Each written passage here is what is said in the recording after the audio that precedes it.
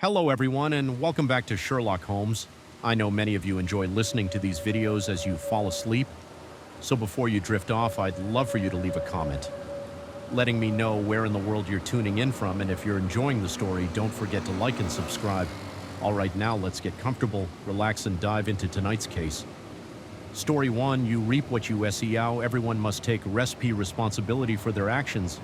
If you don't want to cause disaster, you must always consider whether your words and actions are appropriate, and if they might hurt others, think carefully before you act, rather than acting on impulse.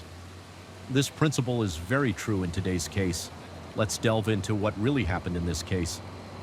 On the evening of September 4th, 2011, the quiet town of Lianyanggang, Jiangsu Province was disrupted by the roar of several police cars speeding through Lianyanggang, nestled in a serene mountainous region to the southwest, is typically very peaceful, so any disturbance in town quickly spreads like wildfire.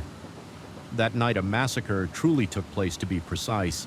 2 families were murdered, 7 bodies, but a total of 9 lives were found at the scene. As one of the victims was pregnant with twins, the police arrived at the crime scene via the rugged mountain roads Wang Juhi. The nephew of the deceased Wang Qingtishan quickly explained the situation. Wang Juhi told the police that his uncle Wang Qingtan and the neighbor Lia Zhang worked at the same construction site as him on September 4th. Wang Juhi did not see either of them at the site, which was unusual since they would typically notify if they were to be absent.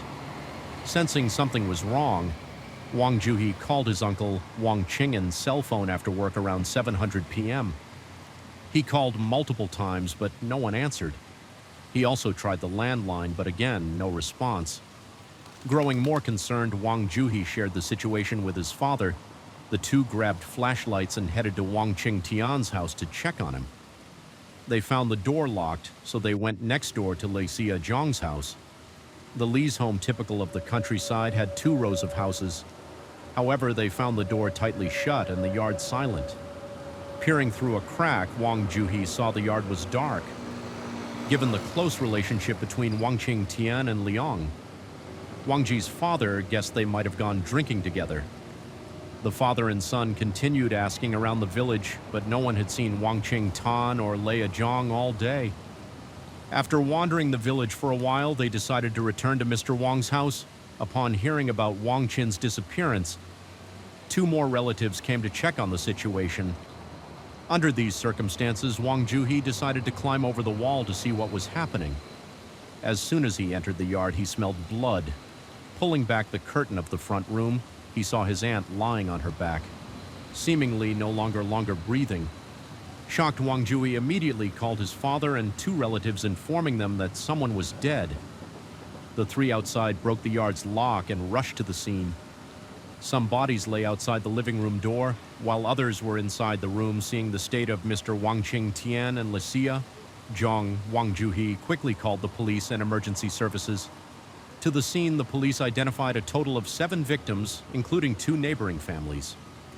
The oldest victim was 72 years old, and the youngest was just 6, for bodies were found at Wang Chan's house, including Wang Qinggan and his neighbor Liang, who were found dead outside the living room near the front door. Wang Qingtian's 6-year-old niece and his wife were found dead. In the front room at Lia Zhang's house, police discovered 3 bodies. Lia Zhang's 72-year-old mother, his wife, and his stepdaughter from his previous marriage, who was pregnant with twins.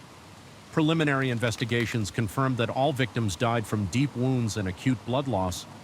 The weapon was identified as a sharp object such as a knife. The time of death and the method of the attack were similar, indicating a single perpetrator. The scene was horrific. The victims' wounds were concentrated on their abdomens and backs. Each body had multiple stab wounds, and in some cases the incisions were so deep that internal organs were exposed. Blood spattered everywhere from inside the house to the yard. However, the police noticed something peculiar. After committing the crime, the perpetrators seemed to have stayed at Wang Chan's house. Besides the blood spatters, the bloodstains around the bodies in Wang Qingtian's house showed signs of being wiped clean in the bathroom. They found a blood-stained rag in a bucket of water, suggesting the killer had cleaned up after the murders. Moreover, the kitchen showed signs of use. There was leftover food on the table as if it had been set out for the family. This indicated that the killer remained calm after committing the murders, staying to wash up and eat before locking the doors of both houses. Despite this, the perpetrator left numerous clues and evidence behind DNA and fingerprints found at the scene would surely lead to the killer's capture soon. While waiting for test results, the police formed an investigative team to gather information from the neighbors and relatives of the Wang and Lei families. Based on Wang Ji's information, he suspected the killer might be his cousin, Wang Chong's close friend, Zhonglu. Wang Juhi was certain of this because Wang Chong had taken his wife, while Zhonglu was in prison for grave robbing over time. Wang Juhi frequently asked the family about JL's whereabouts. Although Jangle had never harmed Wang Chan's family, he was the only one with a clear motive before he could say more.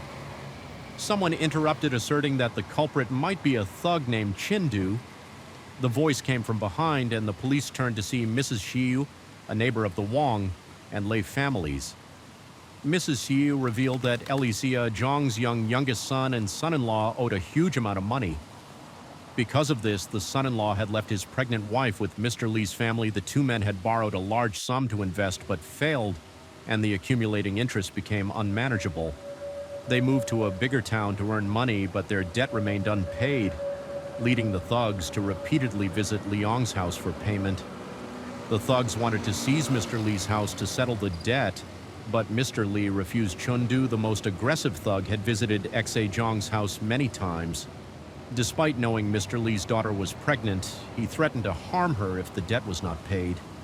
The conflicts often escalated to violence, with the Li family always on the losing side. Thus far, the two main suspects, based on information from the victim's acquaintances, were Chundu and Zhonglu. Just as the police prepared to investigate the suspects, the real perpetrator turned himself in. Later that same evening, a man walked into the police station. He identified himself Zhonglu and confessed to the murders. The account given by this man matched the situation of the Wang and Lei families. Exactly according to him, he didn't just kill one person, but two entire families. They were neighbors, and he killed 7 people in total. There was no doubt that Zhonglu was the perpetrator of this mass murder. However, to avoid false confessions or covering up for another criminal, the police had to conduct a thorough investigation. So what drove Zhonglu to commit such a massacre? It was known that Zhonglu had a close relationship with Wang Chan's son, Wang Chong. They were sworn brothers, extremely close. But while Zhonglu was in prison, Wang Chong had an affair with his wife, Saya, which enraged Zhonglu. Zhonglu was born in Guan County. His family was very poor, so he couldn't continue his education. Beyond elementary school, after finishing elementary school, Zhonglu dropped out because he couldn't afford to continue his studies instead of helping his parents with farming or learning a trade. Zhonglu wandered around the village every day and became a literal street vagabond. Though he could have worked to earn money, he still relied on his parents for support. He was mocked and became a negative example for the villagers. As time passed and under the pressure of the villagers' taunts, he began to feel ashamed of himself. He told his parents that he wanted to work. His parents were overjoyed, thinking their son had finally matured and was ready to share the family burden. Little did they know that his so-called part-time job was actually illegal. Zhonglu was accustomed to a lazy life, so working diligently was out of the question. He began making money through petty theft. Initially, his parents hoped he would send some money home, but they eventually abandoned this hope. They were just grateful he no longer asked them for money. Zhonglu, on the other hand, didn't care about the future and lived day to day. By 2002, seeing that their son was of marriageable age, Jail's parents sought a matchmaker to help him find a wife, but Zhonglu, who was still playful and living a wild, primitive lifestyle, refused all the matchmaker's suggestions. His parents were disappointed but didn't know what else to do. However, in May 2002, while wandering the streets, he encountered a woman being harassed by some young men. Normally, Zhonglu was cowardly, but in the face of these wannabe tough guys, he decided to play the hero. The woman he saved was named Xiaoa, also from a farming family in the same village as Zhonglu. They quickly fell in love from their first meeting and soon got married. After getting married, Zhonglu continued his so-called part-time job. Even his wife didn't know what he actually did. only that he left home late and returned in the middle of the night. By 2003, John Liu met a man named Wang Sha. They were considered colleagues as they both engaged in petty theft. They also shared a laziness and a love for drinking. It wasn't long before they became sworn brothers. Despite being married, Jan Liu even enthusiastically invited Wang shouting to his home. Over the next few years, the two began to develop their expertise and work together. Zhenglu, being thin and small, was responsible for the thefts at night. Meanwhile, Wang Xiaowang was in charge of scouting locations and devising plans to deceive the. Easier for the crew to act, they stole a lot of property together. Every time they succeeded, Zhenglu would sell the stolen goods and bring the money home to his wife. Shaya always thought her husband was doing legitimate business outside and was happy to receive the money in 2005. Wang Xiaowang and Zhenglu nearly got caught while stealing from the home of a local official that night. As usual, Wang Xiaoting scouted and selected the rob he targeted. Mr. Liang, a retired official, noticing many valuable items in the house. Additionally, the only residents were an elderly couple, making it an easy target at 8 p.m. As Mr. Liang and his wife were preparing for bed, Wang Xiaowang and Zhenglu broke into their house through the fence by the kitchen. Initially, they planned to wait inside until the lights went out, but Zhenglu, eager, snuck inside before that. Just as Wang Xiaowang was about to join him, a man knocked at the front gate.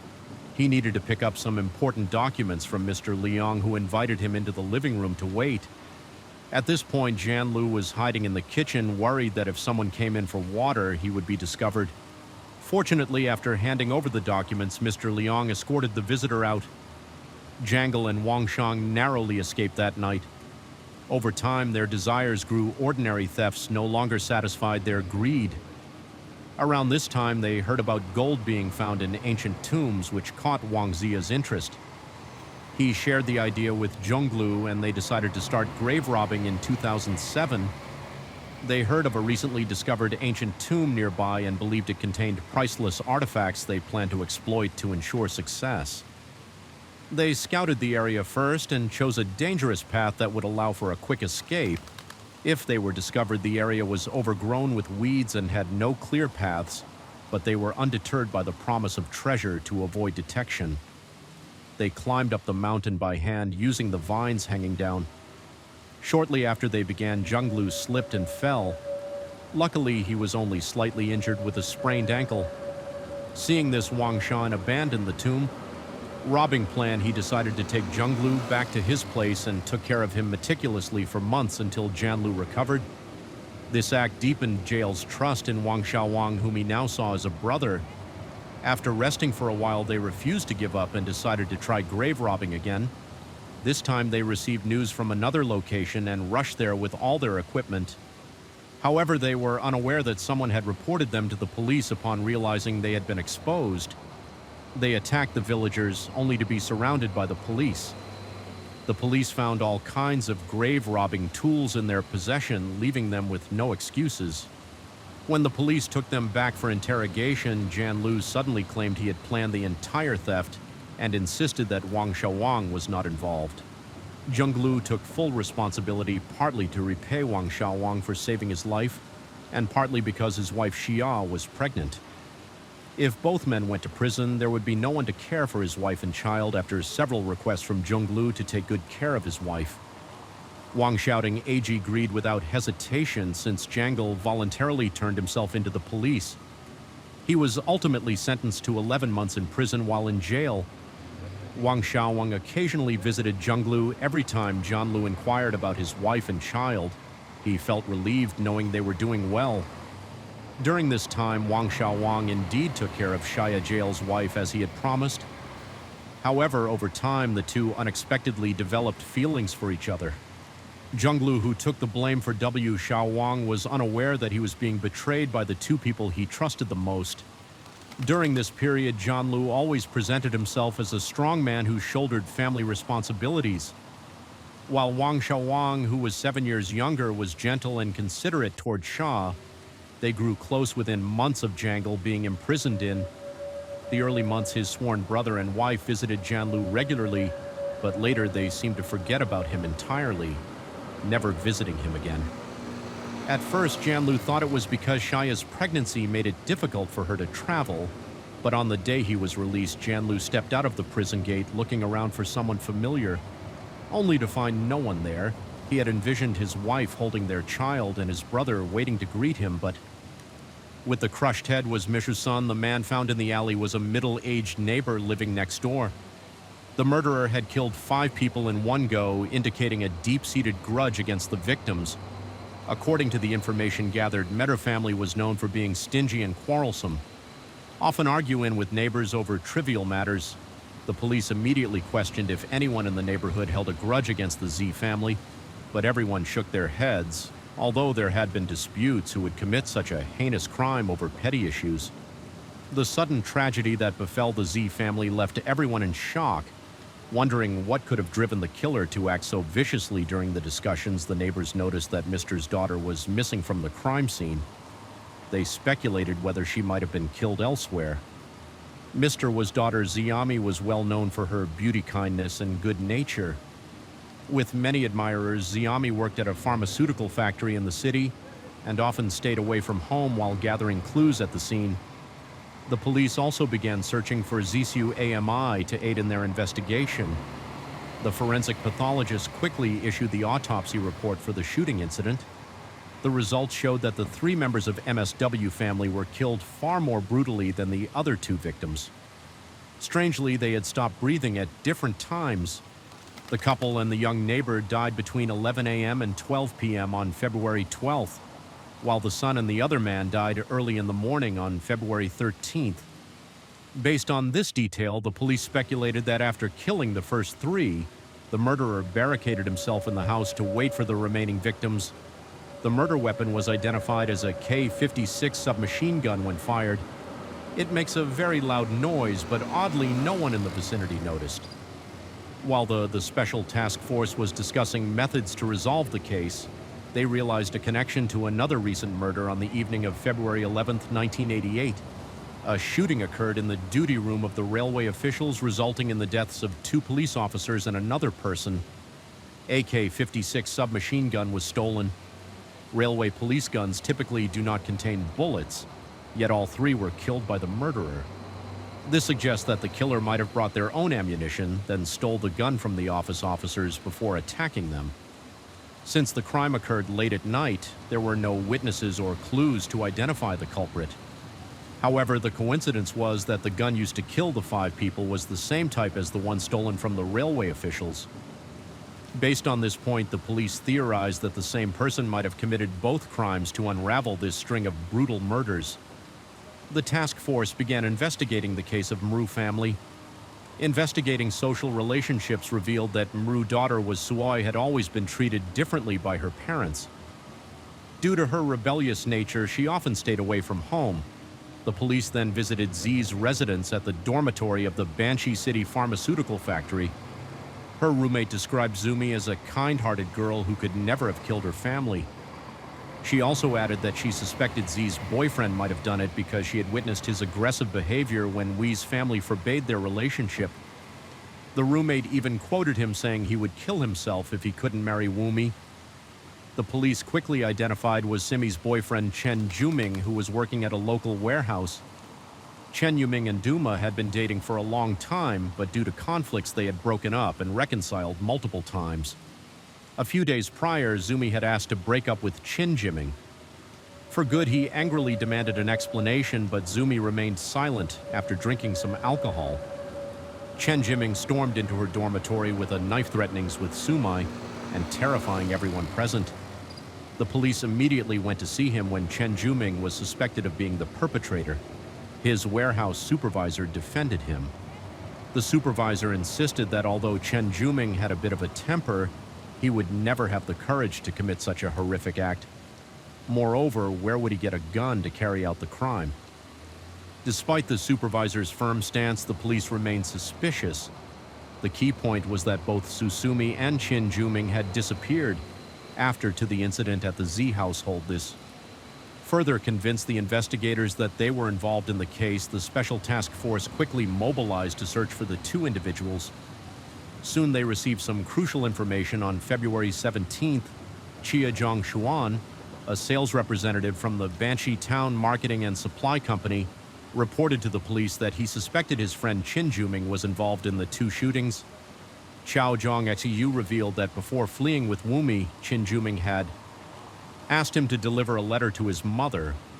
On that day, Chen Juming appeared extremely nervous with trembling hands and feet, repeatedly muttering incomprehensible statements. Chen Jiming confessed that he felt guilty towards his family and prayed that just being alive would be a great happiness. In the coming days, after hearing Chen Jiming admit to killing 8 people, Xiao Zhongshuan realized the severity of the situation and, fearing repercussions, decided not to cover for him based on Chia Zhan's testimony. The police believed Chen Jiming might return to his hometown to hide, so they sent officers there to investigate in reality.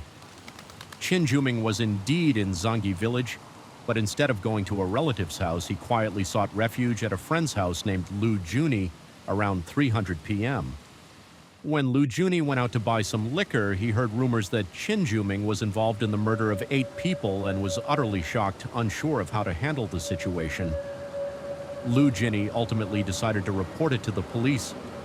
Upon receiving this information, the Special Task Force dispatched dozens of officers to Zangyi village surrounding Lu Jun's house, believing that Chen Jiming might be armed. The task force opted not to use force, but instead asked Lu Jeni to Chen Jing's gun before they moved in to arrest him. Everything happened in a flash before Chen Jiming could react. Lu Juni rushed in and seized his weapon immediately. The police stormed in and apprehended the suspect ECT, knowing this day would eventually come. Chen Juming confessed his crimes without resistance. He claimed that his heinous actions were motivated by a desire to seek justice for his girlfriend. The story begins with Xiaomi, a young woman working at Banqi City's No. 2 pharmaceutical factory in Liaoning province, in her youthful prime. She met Chen Juming, a handsome young man. They quickly fell for each other and started dating after only a few meetings, while Chen Juming cherished their relationship. Xiaomi remained distant. She even hesitated to reveal their relationship to others. Despite Chen Jing's efforts to understand her reasons, Xi steadfastly refused to explain, causing him great heartache. A few days ago, Xiaomi suggested they break up naturally. Chen Juming couldn't accept this. In desperation, he stood before her with a knife, declaring that if he couldn't marry her, he would end his life in front of her. Moved by his sincerity, Xiaomi finally opened up about her deepest secrets, feeling that at least someone was there to listen and share her burden. Zashu Andy revealed that she was adopted by the Z family after being abandoned on the street. Despite outward appearances, Mr. and Mrs. Z were not kind. They frequently scolded and beat her, treating her no better than a stepchild. Mr. Zua, a former wrestler with a strong physique but a volatile temper, and Mrs. Zua, known for her sharp tongue and frequent arguments with neighbors, often vented their frustrations on UMI. As a result, she constantly bore bruises since childhood. She was forced to do all the heavy chores and was often given leftover food and ragged clothes. Not understanding her true status, young Weiyue felt deeply saddened, believing her parents didn't love her because of their harsh treatment. Her brother was no different, always cold and blaming her for everything, leading to frequent conflicts. Mr. and Mrs. Z insisted that she yield to him regardless of the situation, although materially well off. Sui never felt the warmth of a real family as she grew older and more beautiful. This very trait brought her even more misfortune. Mrs. planned to have Z marry her own son in a few years. However, Mr. Zua had different intentions. He found his daughter increasingly attractive and couldn't control his urges. He made several attempts to take advantage of her when Zashi turned 16. Mr. With thought, the fruit I've nurtured is finally ripe. It's time to harvest. Taking advantage of a moment when no one else was home, he let his animal instincts take over and sexually assaulted his own daughter. Zashu Ami, physically weak compared to her former wrestler. Father was unable to resist and could only resign herself to her fate. Too ashamed to tell anyone, silence only led to more frequent abuse. Eventually, she found the courage to confide in her adoptive mother. However, instead of protecting her, Mrs. W verbally attacked the girl, accusing her of seducing her husband. She then severely beat Zashu Ami. Her brother threatened to hurt her if she Anyone else, Zashuami endured two of the darkest years of her life until she was hired at the Banshee pharmaceutical factory. At 18, she left her toxic family and moved into the employee dormitory for the first time. Zushi felt as if she had escaped a living hell. Unfortunately, her despicable father continued to demand she returned home to sleep with him. Mr. Wee even claims Wishy was his personal play that no one else could touch. Though she had left that house, Ziyami still lived in fear, and under the threat of her cruel adoptive father, Zashiami's life seemed hopeless until she met Chen Ziming. Unfortunately, their good times didn't last long, despite her efforts to escape. Her adoptive father found and tortured her. He even threatened that if she didn't break up with Chen Ziming, he would harm him as well. Feeling unworthy of Chen Ziming's love and wanting to protect him, Ziyami agreed to her adoptive father's demands. She thought that if she was decisive enough, Chen Ziming would give up. But he wasn't that kind of person. He loved her deeply and couldn't let go easily.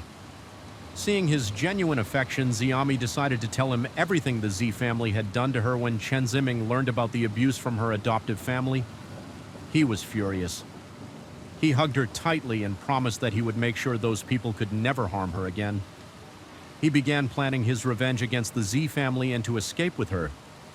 Knowing that Mr. Zwell was a former wrestler, Chen Ziming realized he couldn't fight him barehanded or with a knife. The most effective solution was a gun, having previously served in the militia. Chen Ziming knew that certain railway crossings were guarded by police after work. On February 11th, Chen Ziming walked to the police duty room at the railway intersection following his plan. Chen Ziming engaged the officers in friendly conversation, sharing his past militia experience, which lowered their guard. Taking advantage of this, he asked to see their guns since the guns weren't loaded. The officers handed them over, prepared with ammunition. Chen Ziming secretly loaded the gun and fired, killing the two officers and a gatekeeper. After completing the first part of his crime, Chen Ziming hurried to find Wui and told her everything. He felt no fear and asked her to point out her adoptive parents' house. Initially bewildered, Zushi eventually agreed to assist him by the next day. February 12th was She Were My Lead Chen Ziming. To Miss W house at that time, her adoptive parents were chatting animatedly with their neighbors. Her adoptive father was furious when he saw Asiyami and Chen Ziming holding hands defiantly in front of him. Just as he was about to start cursing, a bullet pierced his abdomen. Witnessing this, the mother panicked and tried to run, but couldn't escape. The young neighbor who rushed into the yard was also hit by multiple bullets after taking down 3 people. Chen Ziming noticed Mr. was still gasping on the floor. He grabbed MSW head and repeatedly attacked his mouth and genitals. With the weapon to vent his anger, the loud sounds went unnoticed by the neighbors, who assumed it was just children setting off firecrackers for the Lunar New Year. Chen Ziming didn't leave immediately. He planned to eradicate the entire family. Z's brother wasn't home at the time. She mentioned that her brother had a habit of drinking, sure enough, around 4 a.m.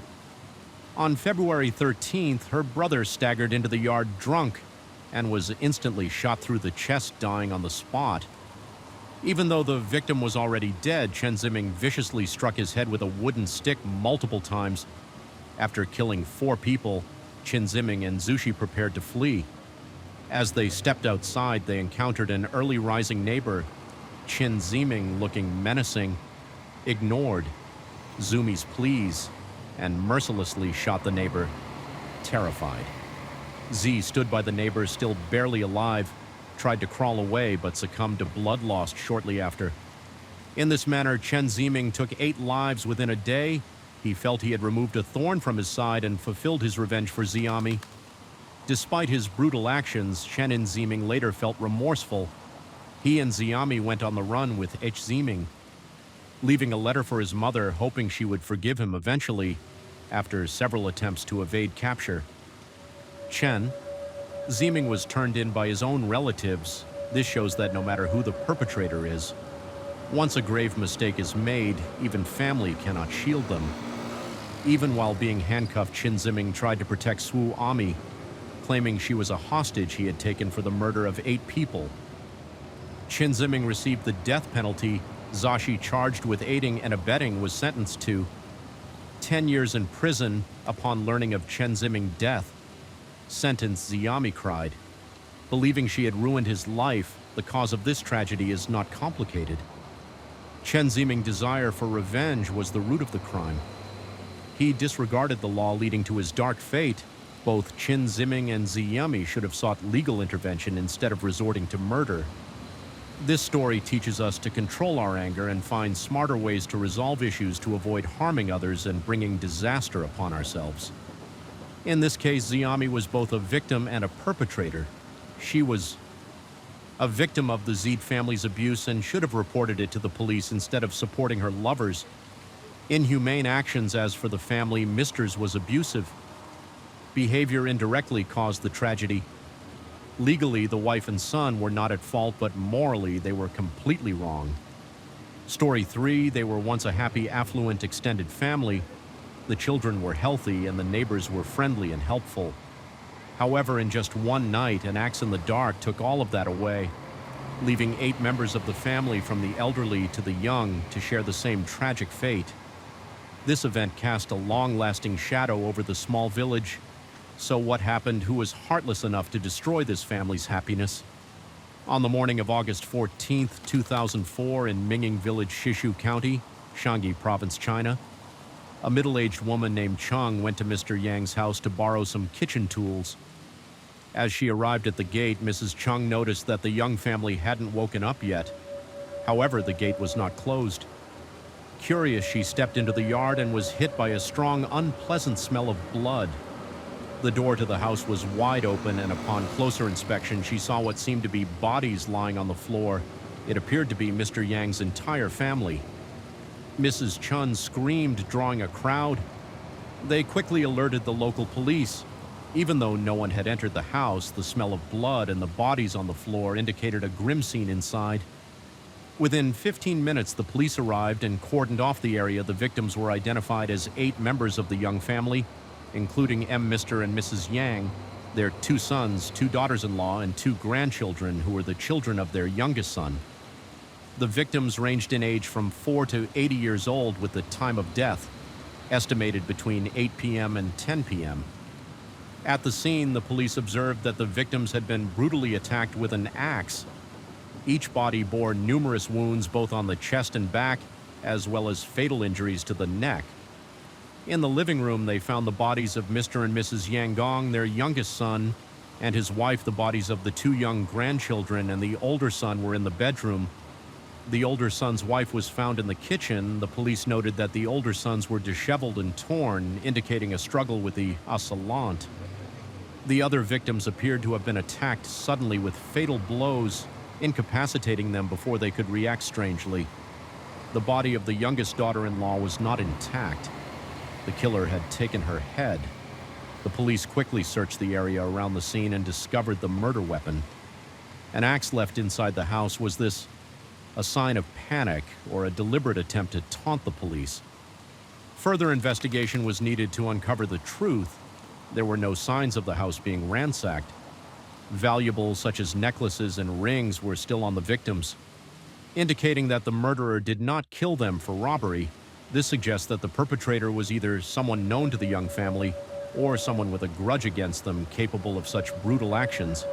The police immediately identified a group of potential suspects and began investigating the relationships surrounding the family members. Additionally, a small team of officers worked tirelessly to find the missing head of the female victim. Neighbors reported that the young family had always been kind, friendly, and well-liked in the village. If there was any chance of enmity, it could only be connected to the youngest son and his wife. The youngest son, Yang Ingwen, was a pharmacist and owned a small pharmacy in town. His wife, Woa Jun, had been married to him for over 5 years, but they had no children together. The 2 children in the family were from Yuan's previous marriage. Woa Jun had also been married before, but her family had forced her to divorce her first husband before she married Yang Ingwen. Why were these 2 considered problematic? They had frequent disputes with various people, from family members to neighbors. About 5 years ago, young Ingwen had accused of assaulting his wife, which led to the neighbor's imprisonment for a time. Prior to that, during his divorce proceedings, Young Ingwen fiercely contested for custody of his children, causing significant resentment from his ex-wife's family. Her brother even threatened young Ingwen several times without success. As for W. Sean, while she did not have direct conflicts with anyone, her ex-husband was deeply attached to her. Despite their separation, he repeatedly visited the young household to see Woo Jun even after being beaten by Yang Ingwen.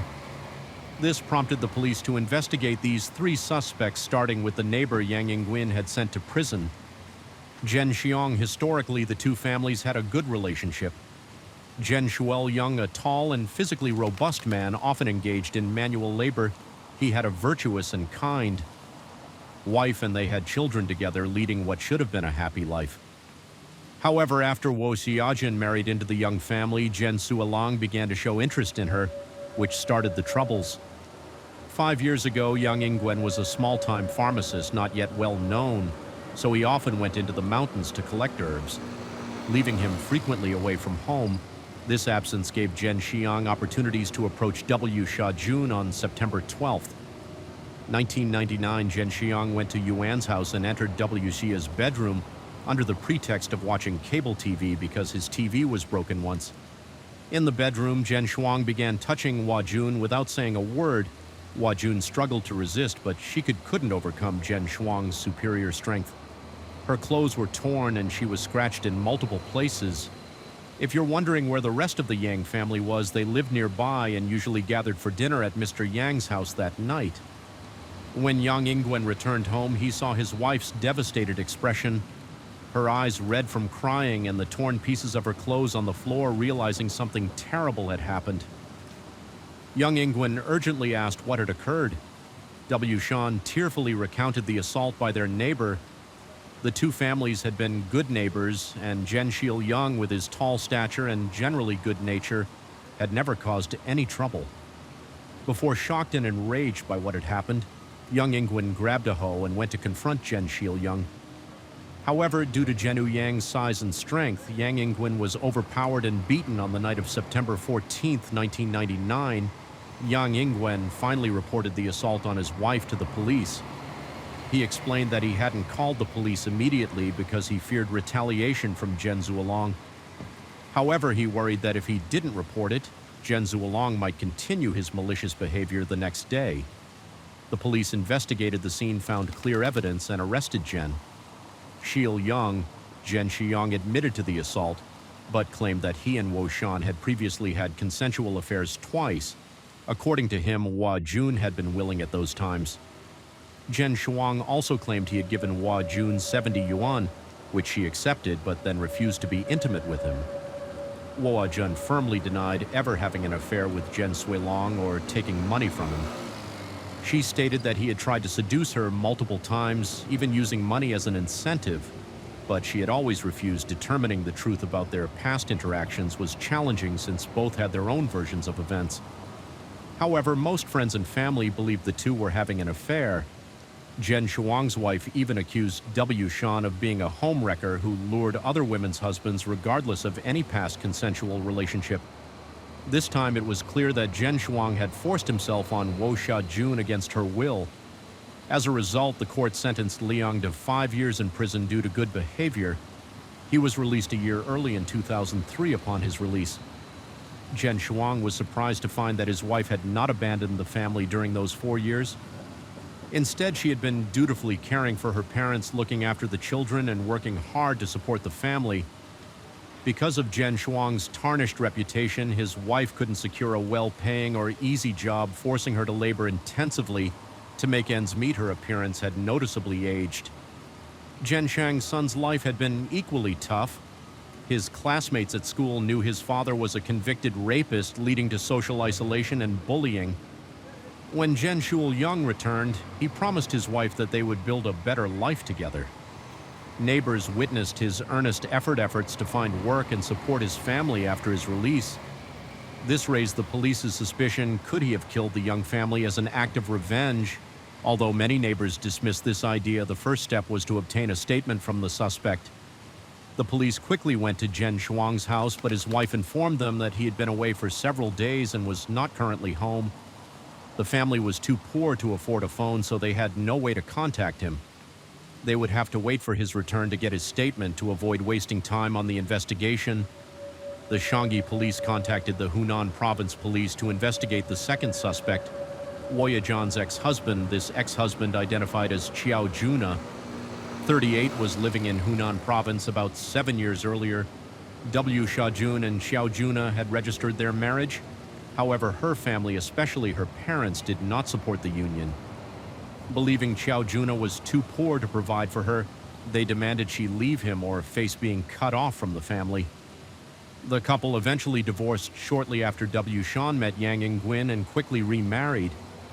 This made Zia Juna feel betrayed, believing the family's opposition was merely an excuse for her to be with another man. As a result, he harbored a mixture of love and hatred for Woya Jun and her family. Although Xiao Juna had since started a new family, his resentment persisted. He had repeatedly visited Wo Shan's house to confront her, but she refused to see him. Liu Jun even called her husband and brother-in-law to beat him, causing him great humiliation to prevent neighbors from gossiping. Jun claimed that Xiao Juna kept visiting because he was still in love with her and wanted to rekindle their relationship. Do you think Xiao Juna could have killed the family to avenge his lost honor? The police suspected that, given his long-standing resentment and frequent visits to Wo Xiaojun, he could have had the motive to commit the crime. At this moment, the police received information that Xiao Juna had traveled to Shangi on August 12th and had returned on the night of August 13th. The same day, the young family was murdered to answer the police's questions. Xiao Jumbi explained that his visit to Shangi was like his previous ones. He wanted to see W. Xiaojun one last time. This time he hoped to get an apology from her and then move on with his life. However, the journey from Hunan province to Shangi was long. He arrived around noon on August 13th, so he decided to stay at a nearby inn to rest before visiting her in the afternoon. But that afternoon he received a call from his wife, informing him that their son had been in an accident and he needed to go to the hospital immediately. Consequently, Xiao Juna had to abandon his plans, buy a ticket, and return home that night. The police visited the inn where Xiao Juna stayed, and the innkeeper confirmed that he had not left his room from the time he checked in until around 5 p.m. When he packed his bags and checked out at the ticket office, the police confirmed that Xiao Junbao was there around 5:30 p.m., waiting for his train until the evening. With such a solid alibi, Xiao Juna was cleared of suspicion. Now the only remaining suspect was the one the young family's neighbors believed to be the true culprit. The third suspect was the ex-brother-in-law of young In named Eke, Anasho, 27 years old. Josho had a hot temper and a criminal record for theft and assault during the time his sister and young Ingwen were married. Josho held a grudge against his brother-in-law when the couple divorced. Exo Sho was in prison and couldn't help his sister gain custody of her children in early 2004. Exo Sho was released from prison and returned home, seeing his sister in a depressed state, crying every night because she missed her children. Exo Sho was deeply distressed. His sister's appearance deteriorated and she found it difficult to form new relationships. Z Sho decided to confront young Ingwen to reclaim his sister's children from then on. Sho would frequently visit Yuan's house, causing disturbances and demanding that why Ingwen let the children visit their mother, or better yet, give custody back to his sister. Naturally, young Ingwen refused Exos. Sho's hot temper led to physical altercations, and he often threatened young Ingwen, promising to make him and his family pay. If he didn't relinquish custody, the police then went to Exo's house to take his statement. However, they were met only by his sister and elderly parents. His sister stated that while Exo's Sho had a hot temper, he deeply cared for his family. Recently, Exo's Sho had rarely been home, spending most of his time with a gang. When he did come home, it was only for a few minutes to grab some things before leaving again on one occasion after seeing his sister cry. Sho loudly vowed to make the young family regret and bring her children back. Despite this, his sister firmly believed he couldn't have committed such a heinous act the last time she saw him. He had a train ticket to Chongqing dated August 11th when asked. Sho said he planned to work there and save money to hire a lawyer to fight for his sister's custody. Thus, out of the 3 suspects, 2 had solid alibis. The police now deployed over 500 officers to search the area and set up roadblocks. Remember the axe, the murder weapon found at the scene?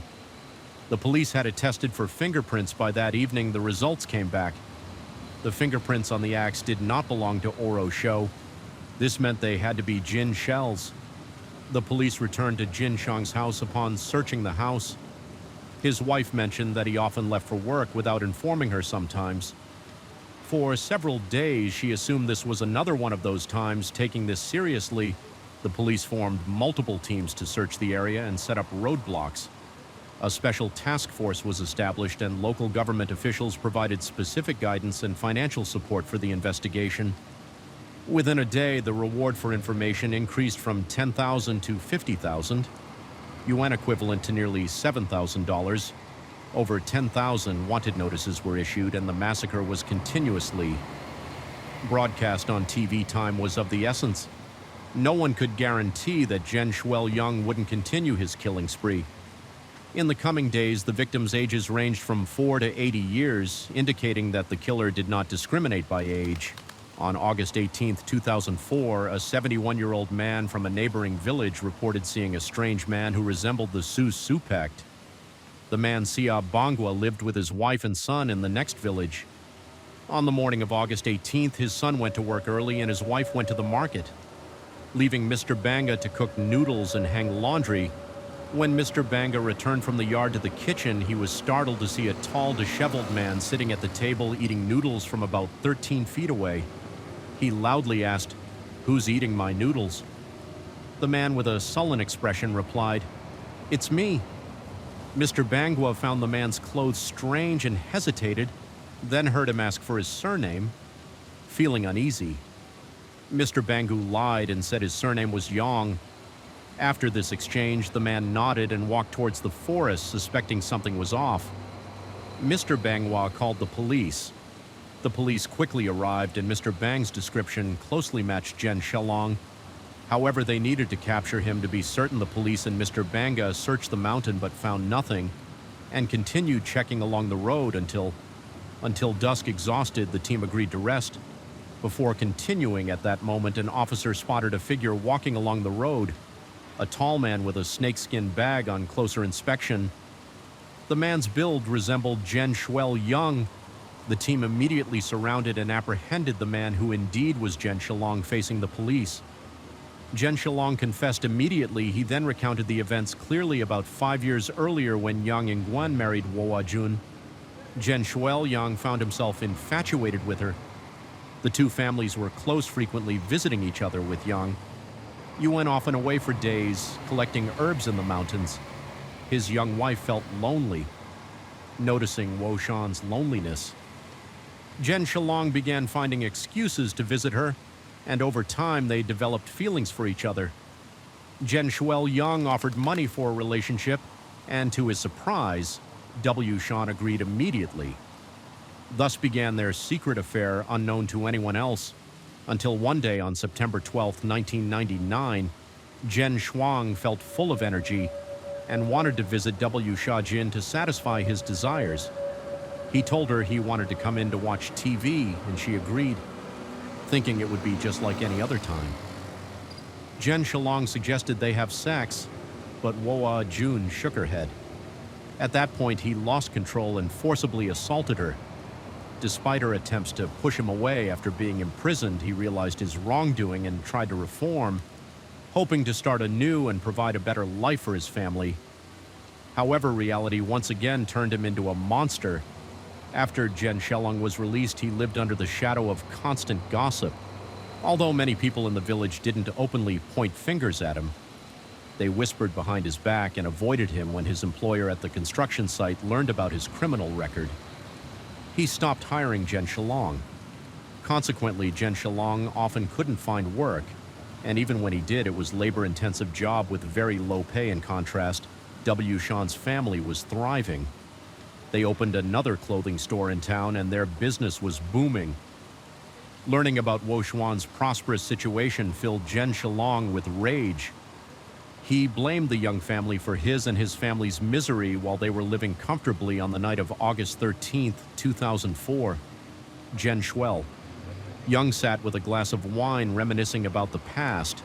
The more he thought, the angrier he became, convinced that his current circumstances were entirely the young family's fault. If W. Xiaojun hadn't called the police, he wouldn't have spent 4 years in prison and faced discrimination after his release fueled by alcohol.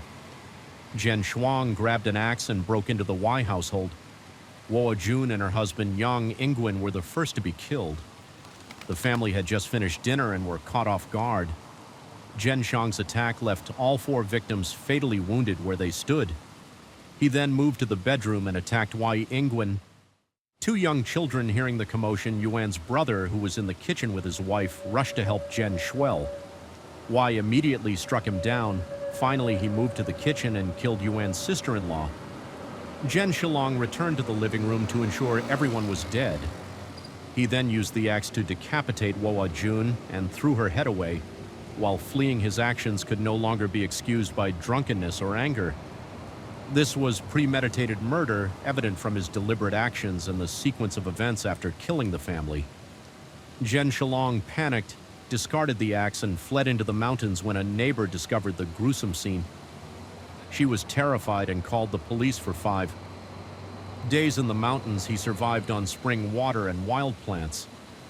However, by August 18, 2004, 5 days after the incident, Jen Shilong was so hungry that he descended the mountain in search of food. He looked disheveled like a beggar and went straight to Kabona's house.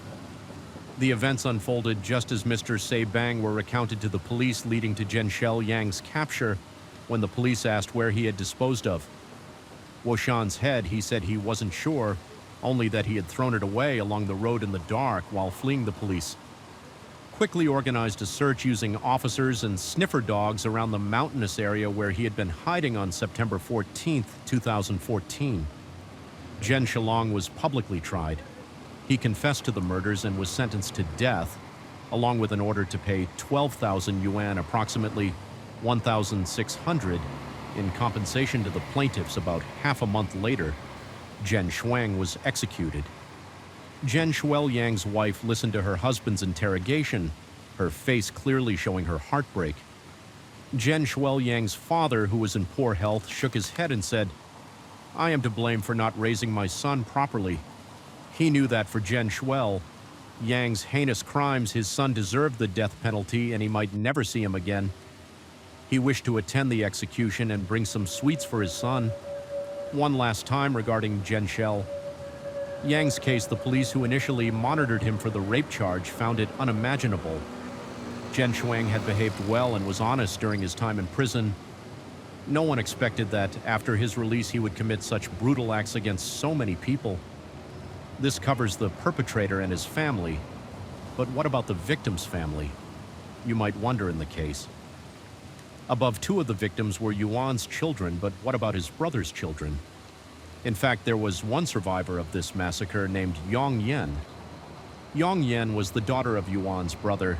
She had just finished her college entrance exams when she heard the news of her family's death.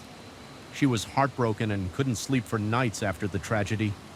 Wai Yan lived with her aunt. Her biggest challenge was affording college without her family's support. The tuition alone was 8,000 yuan, not to mention living expenses. Yang Yan's father had been a construction contractor and some people owed him money for various projects. However, after her father's death, those people refused to acknowledge the debts.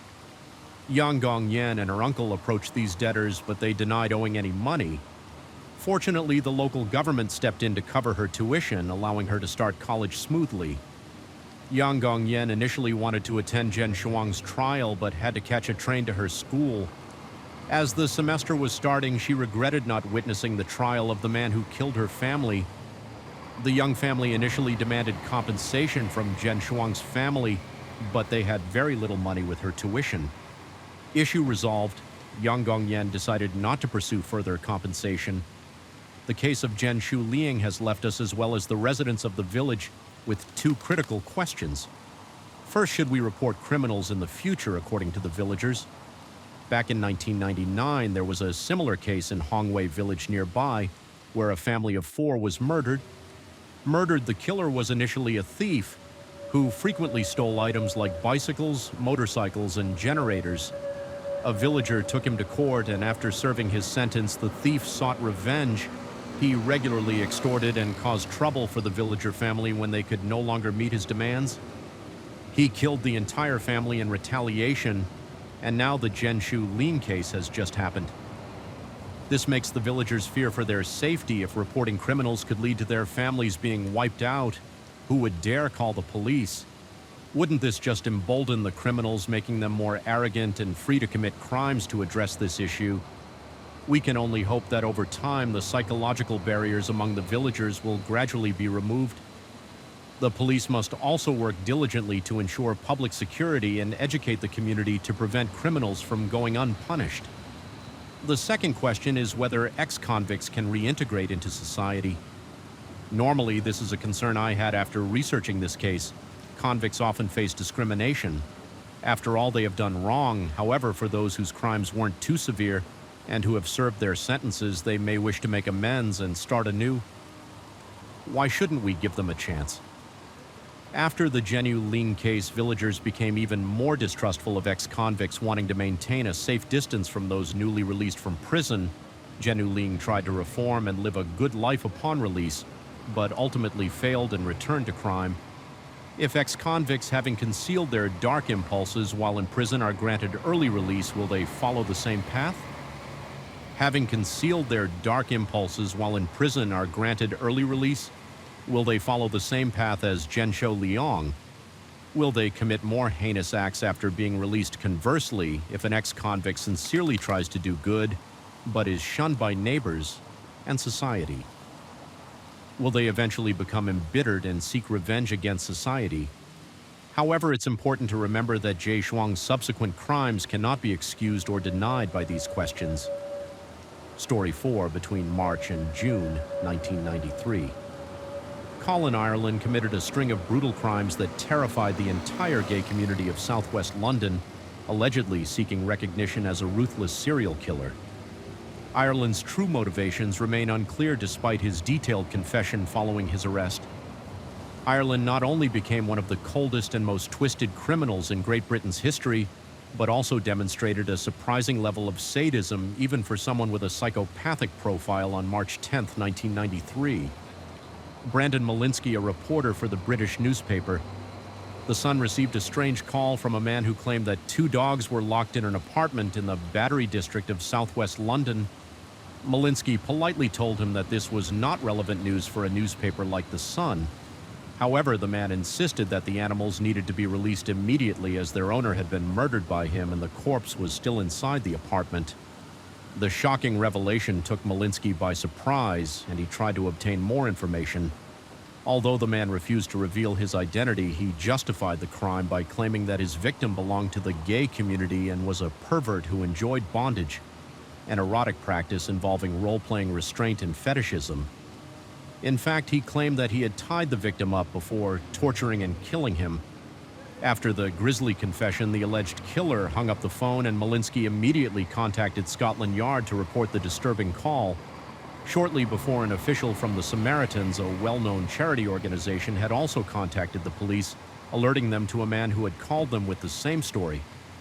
The authorities were not aware of any disappearances or crimes in the area, but 2 hours later, a man called the police department to report finding a friend dead inside an apartment in the Battery district. The body belonged to Peter Walker, a 45-year-old gay choreographer and theater director. The witness stated that he had been trying to contact Walker for 2 days, and as he hadn't been able to do so, he decided to visit him at his home and stumbled upon the mob discovery. An officer team led by Detective Martin Finnegan rushed to the scene and found 2 hungry dogs locked in the living room and Walker's naked body lying on his bed. He had several lacerations, presumably from a chain. His hands were cuffed behind his back and knotted. With condoms, his head was covered with a plastic bag and stuffed inside a condom. The crime scene perfectly matched the one described by the man who had spoken to the Sun newspaper reporter earlier that day.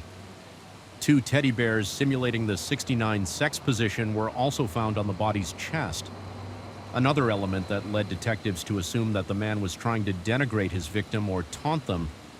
Although the apartment was in disarray, there was no indication that someone had forced their way in. There were no clothing fibers, hairs, or fingerprints on the doorknobs, which had been carefully cleaned. The victim's body was sent to the morgue for an autopsy, and forensic experts discovered that Walker's testicles had been burned possibly with a lighter and that a condom had been inserted into his mouth. After he died, it was determined that Walker had been tortured for hours and had choked to death on his vomit, which was exacerbated by the condom and plastic bag covering his head. It was also discovered that he was undergoing medical treatment and taking several medications as he was HIV positive. Although the crime had a clear sexual connotation, the victim had not been penetrated by his assailant, nor were there any traces of semen at the scene. According to witnesses, Walker was last seen on Monday, March 8th, and someone had stolen his bank card as it was used the following day to withdraw $200 from an ATM to make the withdrawal. The murderer had probably tortured his victim to reveal the card's password for investigators. There was no doubt that the subject, who had communicated with the Sun newspaper, was responsible for the crime and was bragging about what he had done. Ironically, when the media got wind of the case and the news was broadcast, they nicknamed him the animal-loving killer because he had alerted journalist Brandon Malinsky and the Samaritans to rescue the victim's dogs before they starved to death. The investigation became slow and frustrating. The police had no witnesses and no evidence to help them identify the killer. Detective Martin Finnegan even made an appearance on a famous television show, asking the public for any information that would help identify the perpetrator in the weeks that followed. Investigators tried to gather testimony from Walker's circle to determine who his friends were. They visited the places he frequented, such as pubs and gay nightclubs, but the tension between the police and the gay community was such that no one was willing to cooperate. Many feared being arbitrarily implicated in the case, so they preferred to remain silent. On May 30th. Just over 2 months after Peter Walker's murder, the body of another man was found in Wylan in North London. Christopher Dunn, a 37-year-old gay librarian, hadn't gone to work for 2 days, so a colleague went to his apartment to check on him. He asked the building manager for help to open the door, and upon entering, they found Dunn's body lying on the bed, completely naked, except for a leather S&M harness he was wearing. The police found no clues at the scene to help identify a possible suspect. An autopsy revealed that Dunn had been strangled with a rope and that his testicles had been set on fire. Some of the victim's friends, upon questioning, stated that he engaged in sexual and erotic practices linked to BDSM. This led detectives to speculate that Dunn had died accidentally during a consensual sexual act that got out of control. For this reason, this case wasn't initially linked to the Peter Walker murder. A week later, on June 7th, authorities were alerted by neighbors of an apartment complex in the Kensington neighborhood about the strange disappearance of one of their tenants. The subject was identified as 35-year-old Perry Bradley III. When officers forced the door of the apartment, they found Bradley's body naked, lying face down on his bed with his hands cuffed behind his back, and a plastic doll left on the body. Forensics determined that the victim had been dead for approximately 2 days and had been strangled with a rope. But the crime scene was so clean that detectives could find no indication that Bradley had been with anyone else. Perry Bradley III was the son of a well-known U.S. Democratic Party congressman. No one in his circle knew that he frequented gay bars in the city, so initially the police were unaware of his sexual preferences. It was found that Bradley ran several businesses, and one of the first theories regarding his death was a possible mafia score, settling while the murder of Perry Bradley III attracted significant media interest due to his prominent political connections. The death of Christopher Dunn was not widely publicized, and the investigation into Peter Walker's murder had stalled for almost 3 months. Despite certain similarities, the authorities were unable to link these cases, which were being investigated by 3 different groups of detectives. However, everything changed 2 days later, when on June 9th, another crime even more horrifying than the previous ones came to light. The agents involved in the case would confess years later that they had never witnessed anything like it before. Andrew Keir, a 33-year-old homosexual man who lived in the Dalston neighborhood, was found. Strangled inside his home, he was completely naked. with his hands cuffed behind his back, lying face up on his bed. On his chest lay his cat named Millie, who had also been strangled to death. Her tail had a condom on it, which the killer had inserted into Kohler's mouth. In turn, the victim's penis, also wearing a condom, was inside the animal's muzzle. Forensic experts determined that before his death, Kohler had been tortured. He had several cigarette burns on his chest and ligature marks on his wrists, ankles, and neck. Another pair of condoms were found inside his mouth, and his hair and genitals had been set on fire. The crime was so perverse and grotesque that the officers realized they were dealing with a sadistic psychopath likely to act again, although they didn't know that Collier was his fourth victim this time. However, investigators found an important clue on the evening of June 7th, the date Collier was last seen alive. Neighbors in the apartment complex heard a fight in a nearby street, followed by the sirens of a police car. This unrelated incident caught the attention of several residents who looked out their windows to see what was going on. Armed with this information, Detective Alfred Patrick thought the killer was probably already inside Kohler's apartment at the time and had likely done exactly what the neighbors had done. Inspecting the window frame, Patrick found what he was looking for. A pair of fingerprints. These were immediately sent for analysis, and it was proven they didn't match the victims, although the authorities had solid proof in 1993. In England, there was no computerized database to compare. Fingerprints with all the nation's criminal records. The only option was to arrest a suspect and match his or her prints to those found in Kohler's apartment. Police attempted to search for other similar crimes in South London. At the time, Christopher Dunn's murder was not linked, as it was classified as an accidental death, while the investigation into Perry Bradley III's death suggested he was the victim of a mafia score. Settling, however, Detective Terry Webster found a case similar to Andrew Kohler's murder, according to the Peter Walker crime scene records, who had been murdered almost 3 months earlier. 2 teddy bears were found on his body, simulating the 69 pose. Webster felt this was exactly what the killer intended to portray with Kohler and his pet, so he contacted the Battery Police Department. Both Peter Walker and Andrew Kohler were homosexuals, frequented gay bars in the city, and were infected with HIV, the victim profiles, and similar. Eventually convinced investigators that the 2 cases were related. There was one detail that didn't fit, though. After killing Walker, the killer called a reporter from the Sun newspaper and the Samaritans to alert them that the victim's dogs were locked in the apartment and needed to be released. This action led to him being ironically nicknamed Animal Loving Killer when the crime was exposed and reported by the tabloids in Andrew Kohler's murder.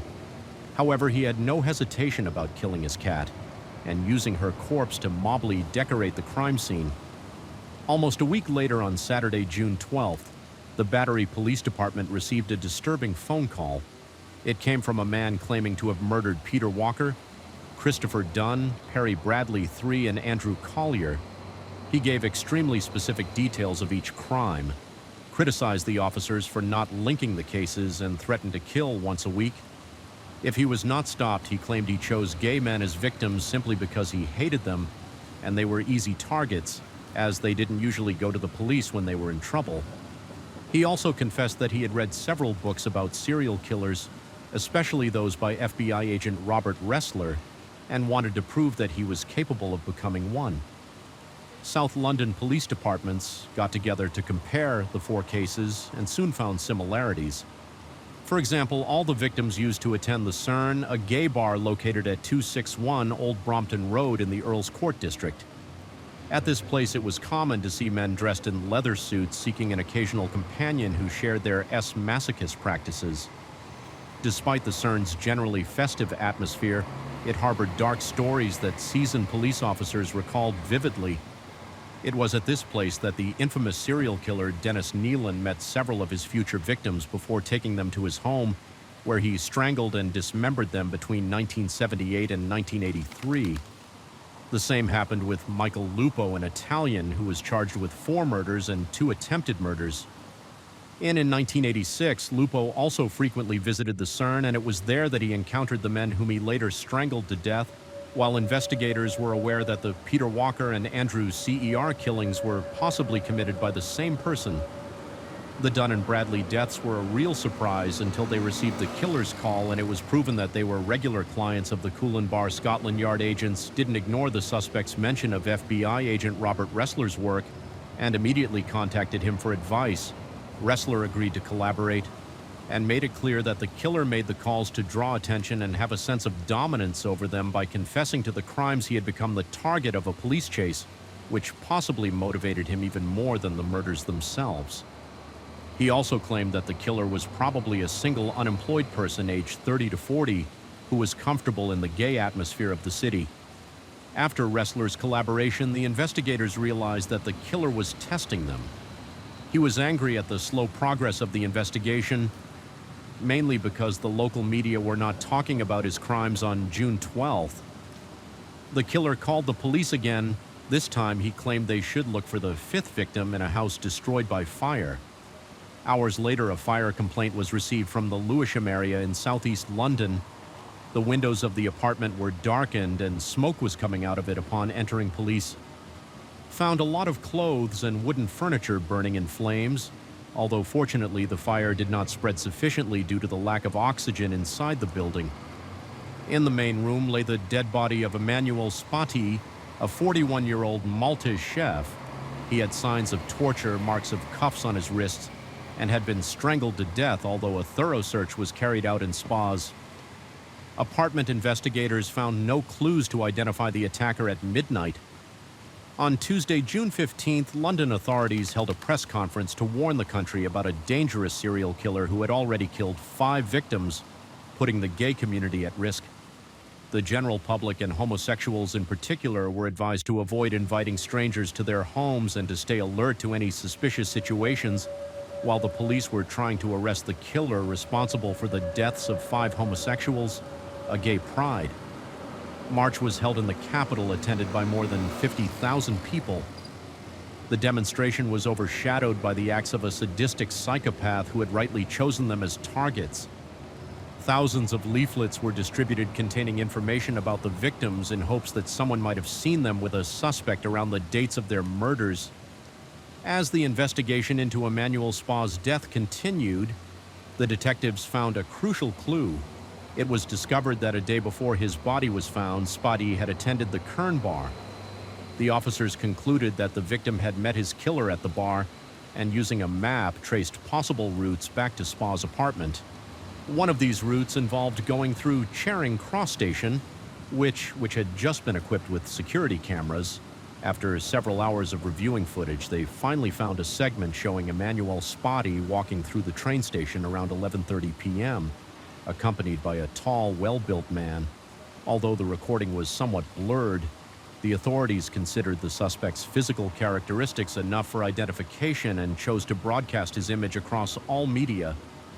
They also gathered testimony from multiple individuals present at Charing Cross train station during that period, some of whom reported seeing both men, along with statements from the staff at the Kern bar on the same evening. Thanks to their descriptions, a more precise portrait of the suspect was created and promptly circulated in the press. And on television, he was described as a man between 30 and 40 years old, over 185 meters tall, with oily skin, dirty teeth, and dark hair. His face was elongated. He had a pronounced nose, small eyes, and a powerful jaw. Finally, on June 19th, facing all the expectations generated by the case, the man in the pictures contacted the authorities through his lawyer to make a statement. He identified himself as 39-year-old Colin Ireland and denied being a murderer. He admitted to being bisexual and claimed that on the night of June 15th, he accompanied Emmanuel Spati to his apartment to have sex. However, he stated that another person arrived at the apartment and wanted to join them, but he refused. He later left the place and spent the night near a local church before returning to his home in Southend on SE Essex County. 2 days later, the same lawyer called the police and asked them to come to his office at the express request of his client, who would also be waiting for them to testify. The officers immediately arrived at the appointment but didn't plan to talk. Colin Ireland was arrested preventively in his lawyer's office. He showed no resistance and accompanied them quietly to the police station. He turned out to be as intimidating as he was arrogant. The officers who interrogated him stated he looked them straight in the eyes without blinking or saying a word. He seemed sure that beyond the security camera images circulated by the media, there was no evidence against him, but he was wrong when his fingerprints were taken. They matched 99% with those found on the window frame of Andrew Kohler's apartment. This directly linked Colin Ireland to two murders with irrefutable evidence, those of Andrew CER and Emmanuel Spatty. The revelation took him by surprise. All of the crime scene had been meticulously cleaned, and except for the window frame in Kohler's apartment, no fingerprints were found on any of them. The killer had been very careful, but he made two mistakes that incriminated him for a month. Ireland stayed quiet in his cell while police tried to find evidence connecting him to the cases of Peter Walker, Christopher Dunn, and Perry Bradley III, but they couldn't find anything, authorities then made a risky decision. They knew that if Ireland was indeed the person who had communicated with the police and the press to report his crimes, he wouldn't be satisfied with being charged with only 2 murders in his calls. He had made it clear that he aspired to become a recognized serial killer. If he wanted to be famous, he would have to confess to more victims. Ireland was ultimately charged with only the murders of Andrew CR and Emmanuel Spatty.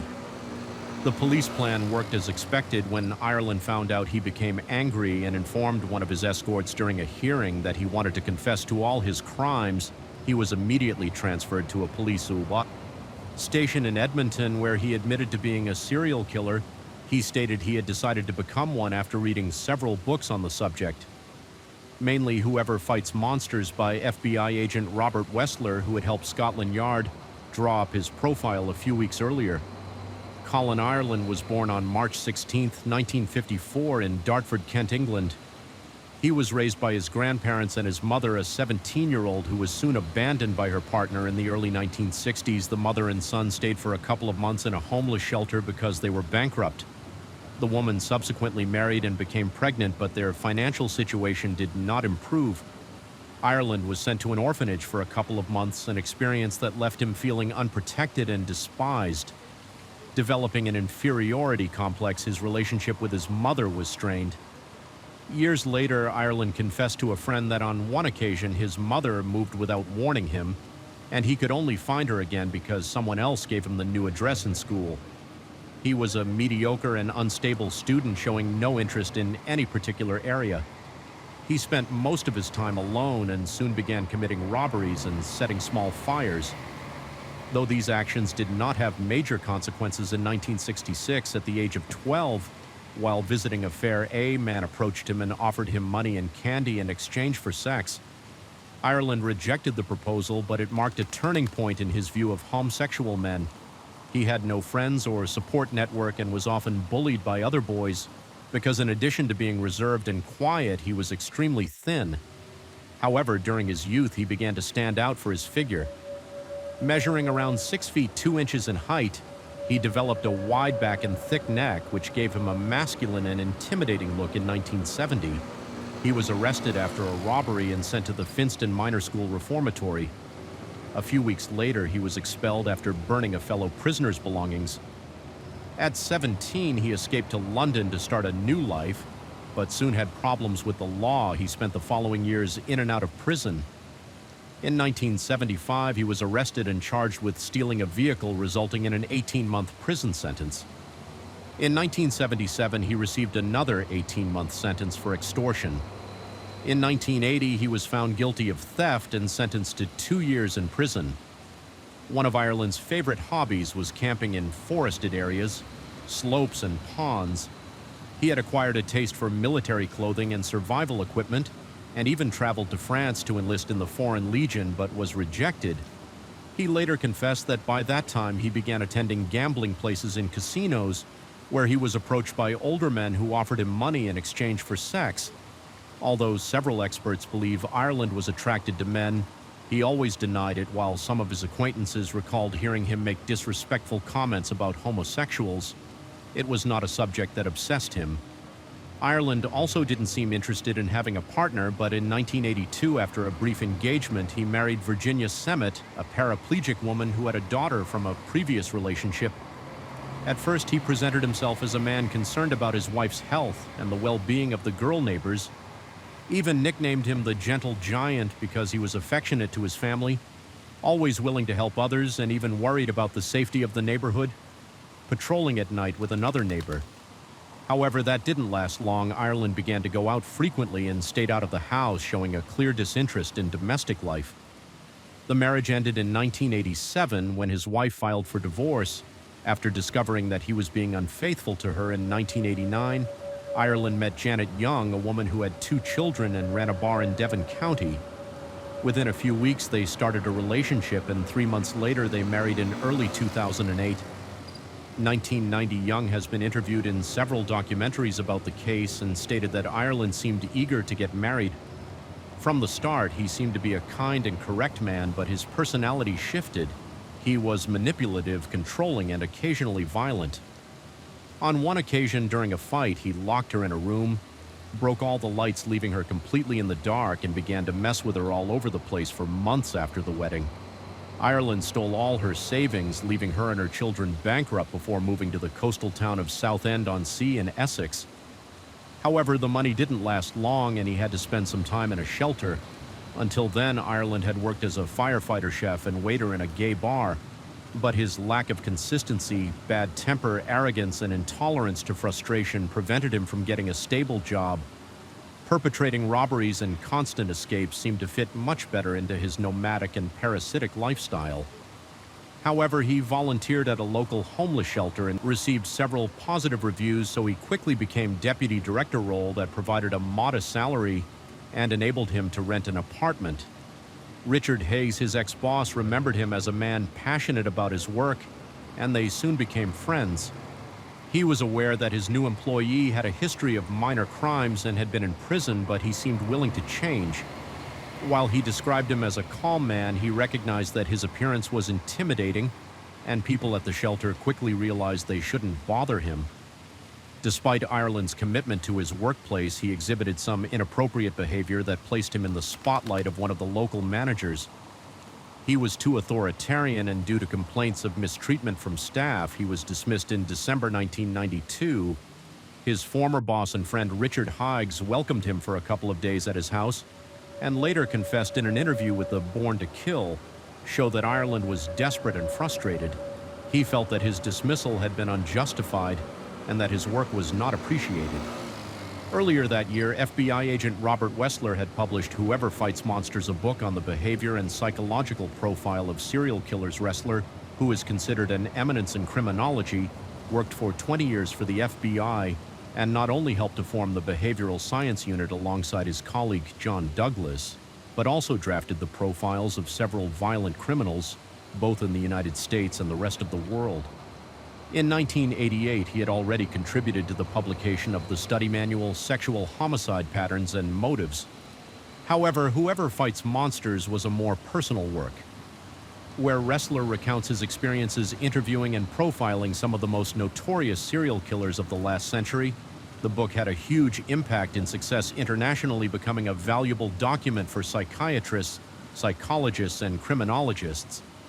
However, when Colin Ireland read it, he was fascinated by the criminal minds of serial killers and began to fantasize about killing to become famous. He was aware that in his whole life he had not been able to accomplish a single project. He couldn't enter the Foreign Legion. His 2 marriages failed. He had no fixed place to settle, and he spent much of his time renting small apartments. He could only access mediocre and poorly paid jobs, and was fired from the only job where he had felt important. Considering that Ireland was a resentful, self-centered, and narcissistic psychopath, becoming a serial killer seemed to him a very attractive idea.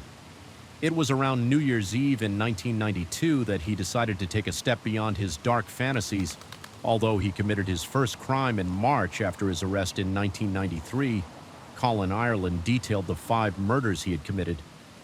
The planning of the attacks and the coldness of his testimony impressed the officers. Ireland confessed that he traveled from Southend-on-Sea to southwest London with a bag in which he carried adhesive tape, handcuffs, a flashlight, a rope, gloves, a knife, and a change of clothes. All these items were purchased exclusively for the occasion, and with the same money he had stolen from previous victims. He made sure that the items were accessible in any mall and were discarded. After the crimes, he met all his victims at the CERN bar, where he claimed he chose only those men who approached him for sex. Once he agreed to accompany them to their homes, he tricked them by tying and gagging them. Supposedly to perform erotic games of submission, however, the levels of violence escalated rapidly while they were restrained. He threatened to kill them to get the pins for their bank cards. He then searched the rooms for money and began torturing his victims. He eventually strangled the victims with a rope, served himself something to eat, and listened to the radio or watched television next to the bodies for hours. Shortly before dawn, he meticulously cleaned up the crime scene. Leaving no trace of his presence, he even took the cutlery he had used to avoid leaving traces of his DNA. He wore the change of clothes he had brought so that no one around would recognize him from the night before. Leaving the apartments around 7 a.m., when most Londoners were on their way to work, walking out at 3 a.m. could have been much more suspicious. So in this way, he managed to go unnoticed. He used the victims' bank cards and withdrew amounts of $200 from ATMs near the crime scenes, except in the case of Emmanuel Spotty, who refused to give him the PIN. Despite being tortured, Ireland explained that in the cases of Peter Walker and Andrew Cole, he felt particularly annoyed because he discovered medical papers indicating they were HIV positive when he was searching through their belongings. The fact that they had invited him to their homes for sex, knowing they were infected, made him even crueler in torturing and killing them after killing Peter Walker. In early March 1993, Ireland called the Samaritans, and the newspaper The Sun supposedly to report dogs were locked in the apartment, but his real intention was for the police to find the body when the news came out. Some sensationalist media referred to him as the animal-loving killer, a nickname he didn't like at all when he attacked Andrew's CER in his apartment and found out he was HIV positive. He strangled his cat with a rope and left it on his owner's body with the muzzle biting his penis. Not only did he want to give Kohler an unworthy death, but he also wanted to leave a clear message to the police and the media that he was definitely not an animal-loving killer. Colin Ireland insisted that while he didn't like homosexuals at all, he was not homophobic. He picked them as victims simply because he saw them as vulnerable and marginalized in society. At the same time, many of Carr's patrons were interested in sadomasochistic relationships that involved submission, so it was very easy for him to control them with his handcuffs. Killing homosexuals to become a famous serial killer seemed to be his motivation. But several of the forensic psychologists who interviewed him disagreed and proposed other hypotheses. Some believed that Ireland was homosexual or bisexual and had sex with other men in his youth, but felt too embarrassed to recognize it. One might argue that by killing homosexuals, he was killing a part of himself that he hated, and he suppressed his desires because they caused him rejection. But his extremely sadistic behavior when it comes to killing also plays an important role. In fact, it is much more likely that he enjoyed murder and, above all, torture. When the experts asked him why he burned Peter Walker's genitals with a lighter, he simply replied that he wanted to know how burnt pubic hair smelled. However, this procedure was repeated in subsequent cases and became part of his murderous signature, although he didn't penetrate his victims and no scene was found at the crime scenes. It is likely that he masturbated with them alive or dead and was careful enough not to leave evidence. All these elements combined with an intense desire for recognition, emotional disconnection, vanity, frustration, and lack of empathy made Colin Ireland a subject who was more ashamed of his sexual inclinations than the horrible crimes he committed. Finally, since he had confessed to committing all 5 murders, no trial was needed on December 20th, 1993. Ireland was sentenced to 5 life sentences without the possibility of parole and sent to Wakefield Prison. He died of pulmonary fibrosis on February 21, 2012, at the age of 57, when Colin Ireland caught the attention of the whole of England with his crimes and called the police, mentioning FBI agent Robert Wesley book, Whoever Fights Monsters. It caused a big commotion. Not only did Scotland Yard contact Wrestler to help them draw up a profile of the suspect, but several British journalists also asked him if his book could incite a person to become a serial killer. In fact, some sensationalist media directly blamed Wrestler for inspiring murderers like Ireland and called for the text to be removed from all British bookstores in 1998. Ressler published another book titled Inside the Monster, in which he included a chapter on the Colin Ireland case incident. In it, he clarifies several of the factors that could have made Ireland a murderer and emphasizes his inability to accept his homosexuality, comparing him to John Wayne Gacy, who, despite having abused and murdered more than 30 young men and boys, never admitted to being attracted to them. Ressler also explains that many serial killers have used the Bible to commit their atrocities, yet no one has suggested removing it from bookstores as they did with his book Story 5. Kind words cost nothing from a young age. Most of us have likely heard this saying, right? This proverb emphasizes the importance of speaking kindly and politely. It's not about lying, but rather knowing how to speak appropriately in different situations to avoid causing discomfort. Story stems from a careless remark and an uncontrolled action in a moment of anger. This led to a heartbreaking tragedy for several family members in Tongan County, Kunming City, Yan Province, China. Among the ordinary rural houses, a luxurious villa stands out. Catching the eye of anyone passing by, this three-story mansion is owned by a man named Anai Zhang Niai Zhang. Now 50 years old, is a successful businessman in recent years with the booming economy. His business has also flourished. Ni Ai Xiaoping demolished his old dilapidated house and replaced it with one of the largest buildings in the county. Not only is he wealthy, but Mr. Xiaoping is also highly regarded for his personal integrity. Despite his financial leap, in Ai Zhang has always maintained a simple and polite demeanor when interacting with others. He appears friendly, enthusiastic, and ready to help everyone around him. His relatives, neighbors, and acquaintances all admire him for his thoughtfulness and attentiveness. In every aspect, everything seemed fine until the evening of June 1st, 2012, when a neighbor visited an Ai Zhang. Upon arrival, the neighbor, Mr. Shui, noticed something strange. Mr. Zia Gate, usually closed securely with visitors needing to ring the bell and wait for someone to open, it was wide open, the yard, and were in complete darkness. Mr. Shu took a few more steps and suddenly smelled a very unpleasant stench. Many thoughts crossed his mind at that moment. Suspecting a break-in, he shouted to see if anyone in the house would respond. Mr. Shu didn't rush in, but waited a bit longer while observing his surroundings. He tripped over something. He remembered he had a mini flashlight in his pocket, so took it out in the dim light. Mr. Shu was shocked by the scene before him. Bloodstains were everywhere from the yard to the inside of the house. Mr. Shui immediately ran back to call the police. Upon receiving the report, the police rushed to the provided address. Before the police arrived, a large crowd of curious locals had gathered, all horrified by the gruesome scene. 3 bodies were scattered in the yard, including 1 man and 2 women. The scene was chaotic, with blood everywhere. In the middle of the yard was a fallen dining table with broken plates and dishes. Additionally, the police found a 50-centimeter long cylindrical wooden stick covered in blood, a broken broom, and numerous messy shoe prints. Based on the scene, the police surmised that the victims had put up a fierce struggle. The recorded shoe sizes were 45, 47, and 49.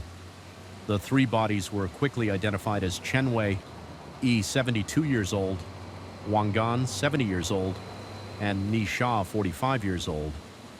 Mr. Wei had a wound on his left chest. Wang Gan had 2 wounds on her neck, and Aishan had a wound on his left temple and several wounds around his right eye. Mrs. Shan's neck had a small arc-shaped mark, indicating she was likely wearing a necklace that was snatched off by the assailant. Following the trail, the police entered the villa and discovered another body in the entrance of the living room. This was identified as the homeowner, and Ai Zhang. Mr. Zhang had multiple overlapping wounds, with the fatal one being on his left chest. It appeared that Mr. Xiaoping was the main target. His cheeks bore many finger marks. There were drag marks from Mr. Zhang's position to the stairs. At the foot of the stairs, 2 more victims were found in Aibing. Mr. Zhang's daughter and Zhang Hot, Mr. Zhang's wife, Mrs. Ni Bing, was found with her clothes removed, and there were multiple scene samples in her genital area. The initial cause of death for Mrs. Ni Bing was suspected to be suffocation. It seemed likely she was sexually assaulted before being killed. Mrs. Hoot was found dead in a sitting position against the wall by the stairs. When the police lifted Mrs. Hoot's head upright, It matched the bloodstains on the wall, suggesting that the assailant had repeatedly slammed her head against the wall on the living room table. There was a teapot and 3 half-full glasses of water under the tray. Holding the glasses, a small amount of water was found among the remaining dry glasses on the tray. One was wet. This indicated that 4 people had recently had tea under the sofa. The police found an employee ID card belonging to a man named Chobu. In the kitchen, the police discovered a pot of meat left uncovered on the gas stove. Next to the pot was an empty plate and a pair of chopsticks. It was likely that someone was about to bring food to the table in the yard when the crime occurred. While inspecting the first floor, the police suddenly heard a child's cry coming from upstairs, so they immediately moved up in a bedroom on the second floor.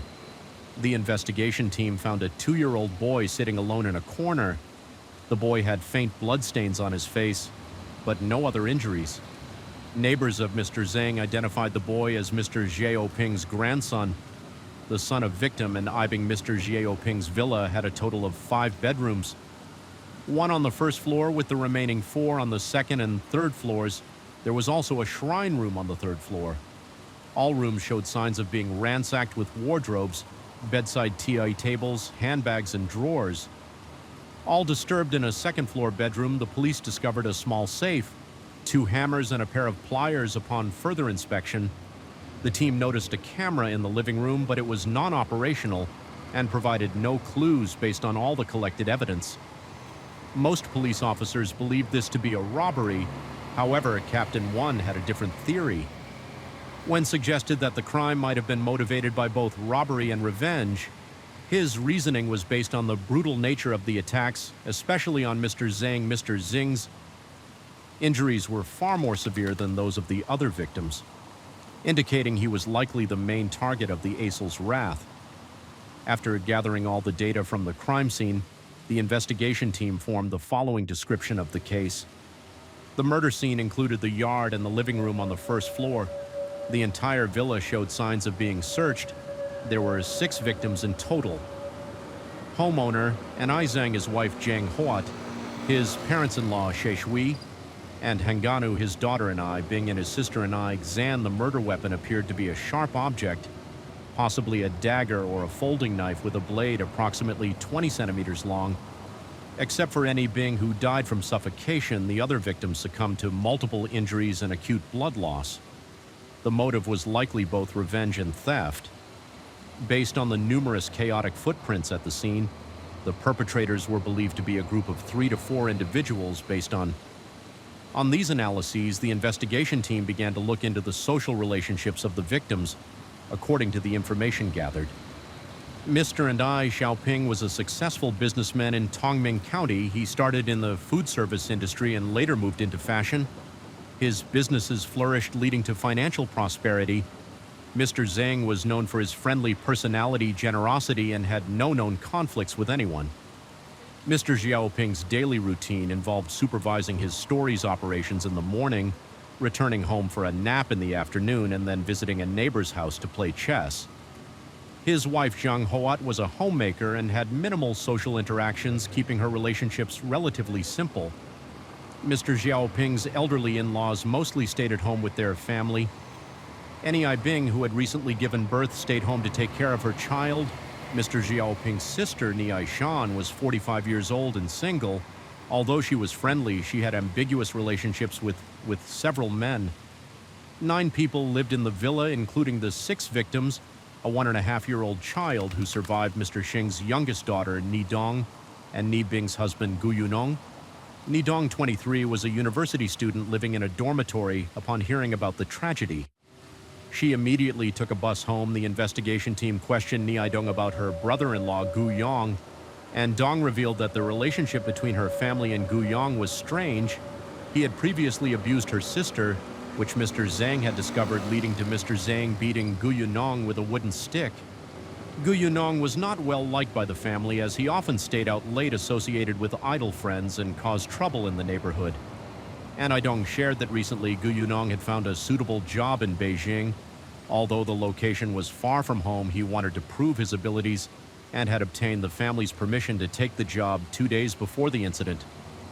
The whole family had seen him off at the train station. This explained his absence during the tragedy, and Ai Dong speculated that her brother-in-law was likely unaware of the family's misfortune. The investigation team asked Nidong if she had any suspicions about who might be responsible. After thinking for a while, she mentioned a man named Josh Shuang, who was Nishan's lover, according to Nidong. Josh Shuang had a shady background and was unemployed, making him unpopular with the family. After reviewing the relationships of the 6 victims, the investigation team found that Nishan had the most complicated associations. Based on Nong's information, they immediately sought out. Jiadong, 45 years old, originally from Guangdong province, moved to Ximing City. 2 years ago, initially, Jiadong worked at a steel factory in the city. The job and salary were quite stable. However, in the past 6 months, the factory received fewer orders and implemented a policy to cut staff due to his age. Jiadong was on the list of employees laid off without an income. He couldn't afford to live in the expensive city center. Jiadong wandered to Tongmen County in search of a place to stay by chance. He met an A. Cheyenne, the sister of an Ai Xing. Knowing Cheyenne was single, Jiadong intended to get to know her. Feeling lonely and seeing Zhou Song as simple and honest, Cheyenne agreed to date him after learning that Cheyenne's brother was wealthy Joshua H. to latch onto this family for an easier life.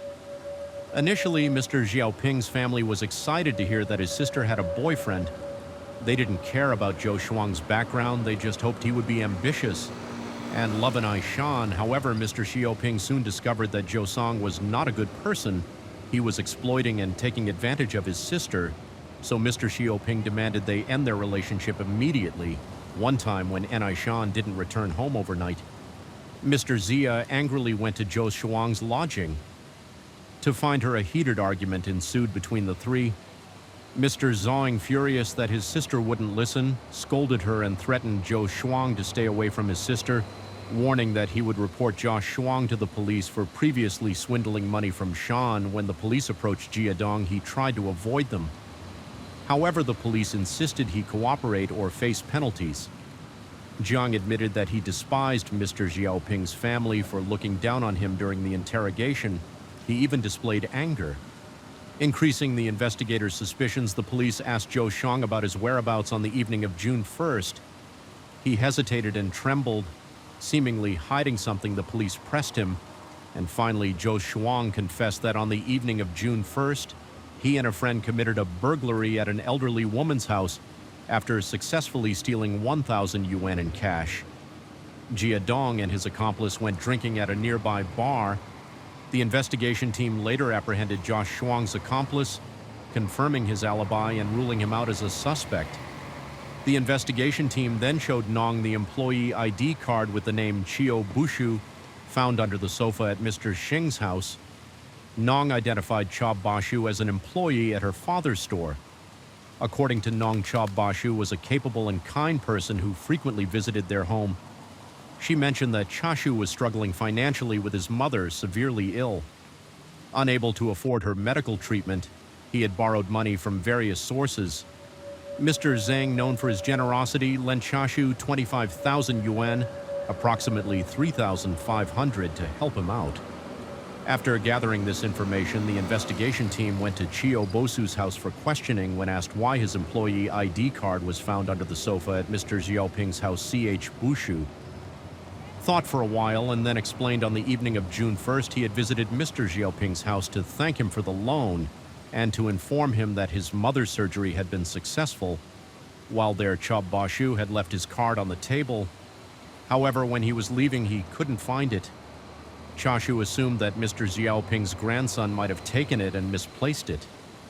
Since he needed to visit his mother in the hospital, he didn't persist in searching for it and said goodbye to everyone.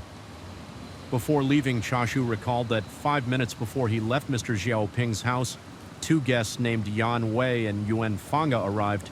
They were looking for Ji Yu Yunong. Mr. Xiaoping's son-in-law, after leaving Mr. Xiaoping's house, Chob Bashu went directly to the hospital and stayed with his mother all night. The patient sharing the room with his mother could confirm his alibi after verifying Chu's story. The police investigated Yuan Wei and Yuan Fenyuan Nong revealed that these two were debtors of her family. During the investigation, an officer learned that on the evening of June 1st, Someone had seen Gu Yunlong loitering around the house, according to Nong. Gu Yunong had supposedly gone to Beijing 2 days before the incident. Why was he seen in front of the house on that evening? The case began to take on new dimensions. Discreetly investigating, the police discovered that Gu Yunlong had never boarded the train to Beijing. Instead, he had a close relationship with Wei and Fenua, frequently playing mahjong together. Moreover, Yuan Fenua had a criminal record for theft and had served 5 years in prison. At this point, the police identified Fenua Wei and Gu Yunong as suspects. After reviewing surveillance footage from city exits and train stations, they found that the 3 suspects had rented a car to flee to Ximing City. The police traced the car owner and learned that after getting off Wei Fenua and Gu Yunlong took a train to Liang on June 3, 2012. 2 days after the murders, the suspects Gu Yunlong, Yuan Wei, and Yuan Fenua were apprehended in Shangha. They were then escorted to the Tongying County Police Station on June 5th. Under intense police interrogation, all 3 suspects initially refused to speak. However, 2 hours later, Guai Yunong finally broke down and confessed to the entire crime, implicating his accomplices as well. Gu Yunlong was born in 1990 in Yilan County, Yunnan Province, China, into a poor farming family. His education was average at best. After graduating from middle school, Yunong started working to support himself without any formal qualifications. He could only find manual labor jobs at the age of 20. Gu Yunong was hired as a waiter at a restaurant in Ungmen County around mid-February 2010. Ni Bing was hired as a cashier at the same restaurant. Although Ni Bing wasn't particularly beautiful, her charming personality and considerate behavior attracted all the male employees, including Gu Yunong. Knowing that Ni Bing was single, Gu Yonglong deliberately tried to get closer to her, inviting her out to eat after their shifts. And Ni Bing, having never been in a relationship before, was quickly won over by his sweet words. The more they talked, the more they were attracted to each other. Shortly thereafter, Guai Yunong and Ni Bing began secretly dating unbeknownst to their families. Gu Yunong was unaware of his girlfriend's wealthy background. He assumed that Ni Bing came from a poor family like his own and showed her much sympathy and affection. After dating for 6 months, Ni Bing suggested introducing Guai Yunong to her family to make a good impression. Gu Yunong went to the local market and bought gifts for the first meeting. Upon arriving, Guai Yunong realized he had been deceived by his girlfriend. Ni Bing's family was quite wealthy, with her father being a prominent businessman in the city. Their economic conditions and backgrounds were worlds apart. After Ni Bing's parents divorced, she and her sister lived with their father and stepmother in 2009. Ni Bing was emotionally affected after failing her college entrance exams. Mr. Xiaoping didn't scold her, but instead encouraged her to keep trying. Using his connections, Mr. Zhang arranged for his daughter to work as a cashier at a restaurant, and Yibang accepted this arrangement, keeping her privileged background a secret. When Mr. Xiaoping saw that his daughter had brought home a poor young man, he was very cold and didn't even acknowledge the gifts Gu Yunong had brought.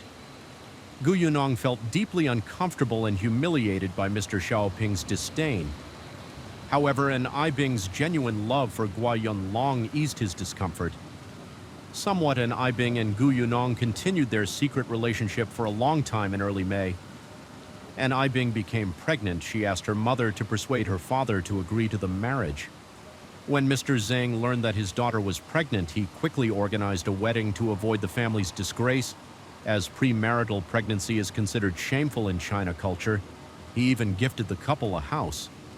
However, Gu Yong's family suggested that the newlyweds live with Mr. Xiaoping's family after the wedding. Mr. Zhang arranged for his son-in-law to learn the business and placed him in charge of managing a clothing store. However, Gu Yunlong, lacking managerial skills, frequently clashed with the store manager.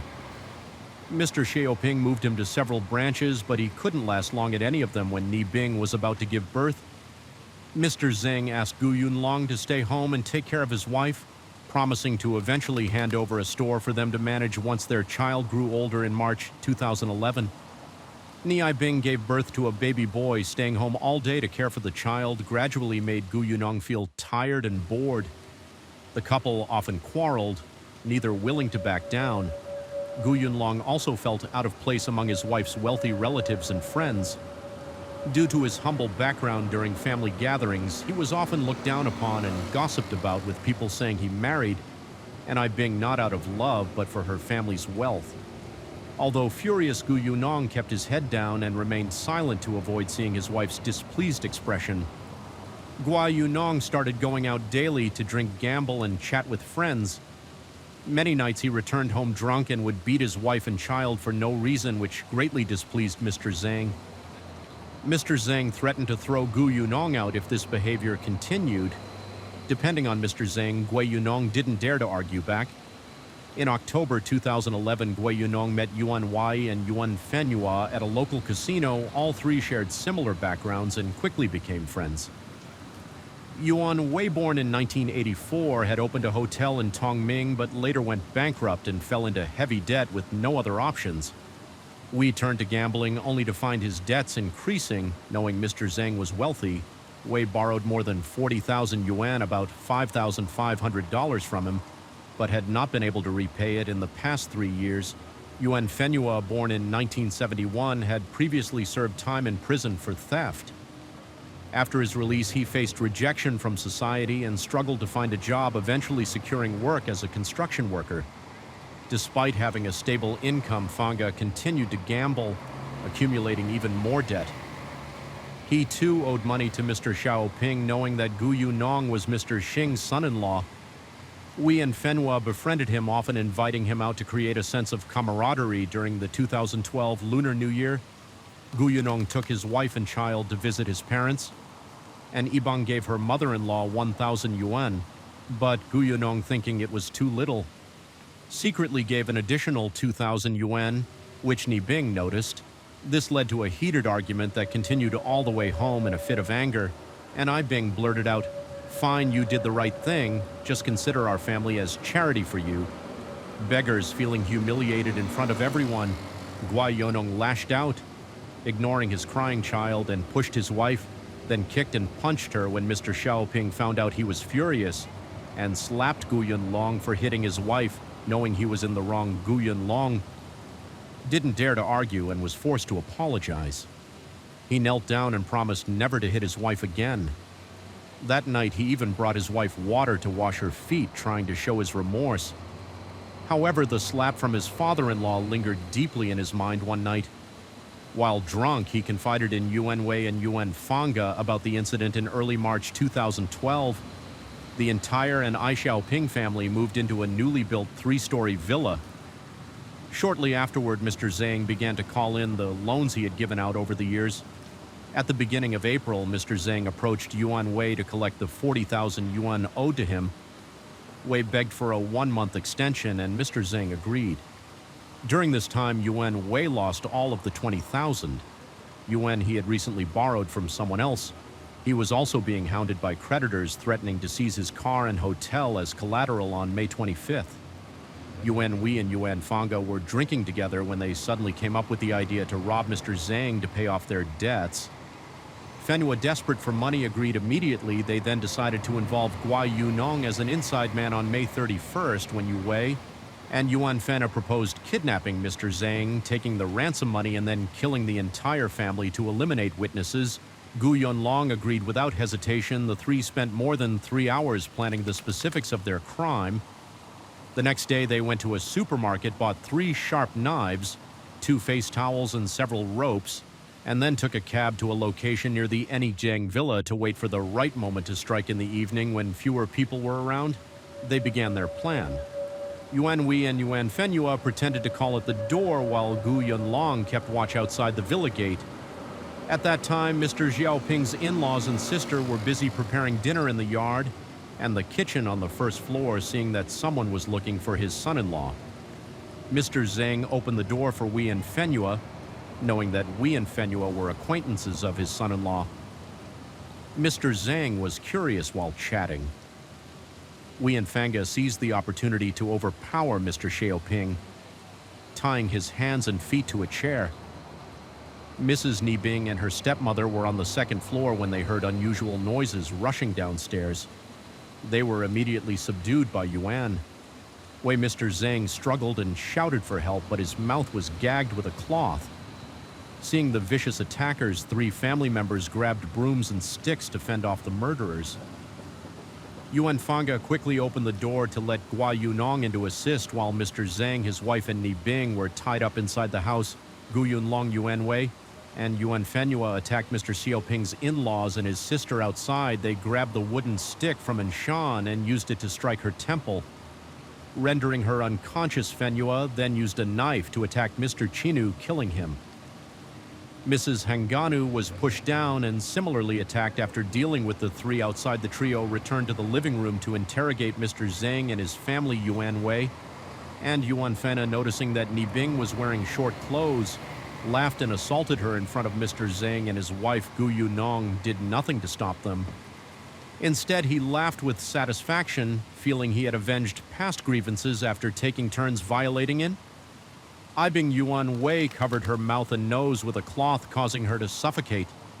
Gua Yunong then approached Mr. Xiaoping, slapping his face repeatedly to exact revenge for the previous slap. Yuan Fena beat Mrs. Ni Bing against the wall multiple times, and she died in a seated position against it, seeing his wife and daughter die in front of him. Mr. Zhang could only cry helplessly, with only Mr. Zhang left alive. Gu Yunlong insisted on handling him personally. He pushed Mr. Zhang to the foot of the stairs to take one last look at his wife and daughter. After that, Gu Yunong repeatedly struck Mr. Zhang with a weapon until he died, dragging Mr. Zhang to the center of the house. Gu Yunong laughed maniacally, feeling his revenge was complete after the murders. Gu Yunong rummaged through his father-in-law's pockets, taking over 10,000 yuan. The trio then ransacked the second floor, searching wardrobe safes and dressing tables. Gua Yong's 1.5-year-old son woke up and cried for his mother. Gu Yunlong, using his blood-stained hand, wiped the child's tears and sat him in a corner. After looting every corner of the house, they headed downstairs. Yuan Wei, noticing a gold necklace on Ni Aishawan, snatched it. Mr.'s father, who lived in their old house, and his youngest daughter, and Ayong, who lived in a university dorm, were fortunate to escape the massacre. Now only the 2 of them were left to support each other. Ni Bing's son was taken in by his grandmother, Mr. Xiaoping's ex-wife, on April 11, 2013. The 3 suspects were prosecuted for robbery and murder. The trial took place on December 10, 2013, with the victim's family requesting the harshest penalties. Instead of civil compensation in 2015, Yuan Wei, Yuan Fena, and Gu Yong were sentenced to death. This case caused significant public concern in China at the time due to the brutality of the murders, especially considering one of the perpetrators was a family member. It serves as a grim reminder that controlling our emotions and actions, particularly during moments of anger, is crucial. Rest, strength can help maintain relationships and prevent unforeseen consequences. Story 6. If a wealthy neighboring family suddenly vanished, mysteriously, how would you feel? Would you start imagining and creating bizarre theories? Perhaps behind their flashy exterior lies dark secrets no one knows, or maybe they are mafia. Family being hunted by the police with their sudden, traceless disappearance spark your curiosity and make you want to uncover the truth. This is the story that took place in a suburb of Shanghai, China in 2010 during the relentless June rains. A wealthy business family suddenly vanished, and the reason behind their disappearance was even more terrifying than the neighbor speculations. On June 10, 2010 at 8:30 a.m. Zhang Qing, 45, went to the mansion to look for his younger brother. No one in the family could contact Zhang Wai and his wife. After repeatedly ringing the doorbell with no response, and seeing the gates tightly closed, he sensed something was wrong. Xiang Qing immediately reported to the police and officially requested an investigation into his brother's family's mysterious disappearance. Upon receiving the report, the police began investigating the whereabouts of Zhang Wei's family. On June 3, 2010, Zhang Wei's family had returned home from their trip to the United States. A few days later, on June 8, 2010, the entire family mysteriously vanished from their home. No one could trace their whereabouts. The missing family members included Mr. Zhang Wei, 41 years old, Mrs. Hu, 36 years old, and their 2 children, Zhang Lu, Jun, 12 years old, and Zhang Xie, 10 years old. Mr. Jiang Wei was a successful businessman. He owned an art company and several real estate properties. Although his properties were in major cities, he chose to build a mansion on Hongo Avenue in the Pudong district of Shanghai to live with his family. Hongo Avenue, despite being a large area, was mostly surrounded by coastal countryside and natural scenery. The neighborhood was sparsely populated without tourists. The area could be quite deserted and quiet. This made the search for the missing persons even more challenging. The Jiang Wei family rarely interacted with other households around, so the neighbors had no idea where the family might have gone. There were no witnesses to suggest they had left the area. The disappearance of a company director along with his family was extremely serious. The business couldn't operate without its head. The police in Pudong district swiftly began investigating this mysterious disappearance. Many theories were proposed by the neighbors. They speculated that the family was fleeing the country due to a massive corporate debt. They believed that the family's success and wealth were just a facade, and that Jiang Wei's family was burdened with huge debts, which led them to stage. This disappearance, others suggested that behind Jiang Wei's legitimate business was a cover for the family's illicit money-making activities. Perhaps he had accumulated enough money for the future and hastily erased their tracks to avoid facing the law at their mansion on Hongo Avenue. Police found numerous clues indicating a hurried departure. The house was in such disarray that it was clear they had left in a rush. Slippers were pulled from the closet and scattered down the hallway. Pillows and blankets were strewn across the sofa and floor. A half-drunk glass of water was left on the table before leaving. They had a family meal in the bowls. Chopsticks and glasses were still on the table. Uncleaned leftover food in the kitchen had begun to spoil to this day the family's bedroom. Remains the messiest place. Items were taken haphazardly from the desk. Their wardrobe was left open with clothes spilling out. Hangers were scattered all over the floor. Neighbors mentioned that the family had a golden retriever. They didn't forget to take the dog with them. It had been days since the report of Jiang Wei's family disappearance, but there was no new progress. The police decided to expand their investigation to the surrounding areas. A neighbor's security camera captured the moment their SUV left the mansion, but the occupants of the car were not clearly visible around 11 p.m. On June 13, 2010, Liang Heng, 38, received a phone call from Jiang Wei.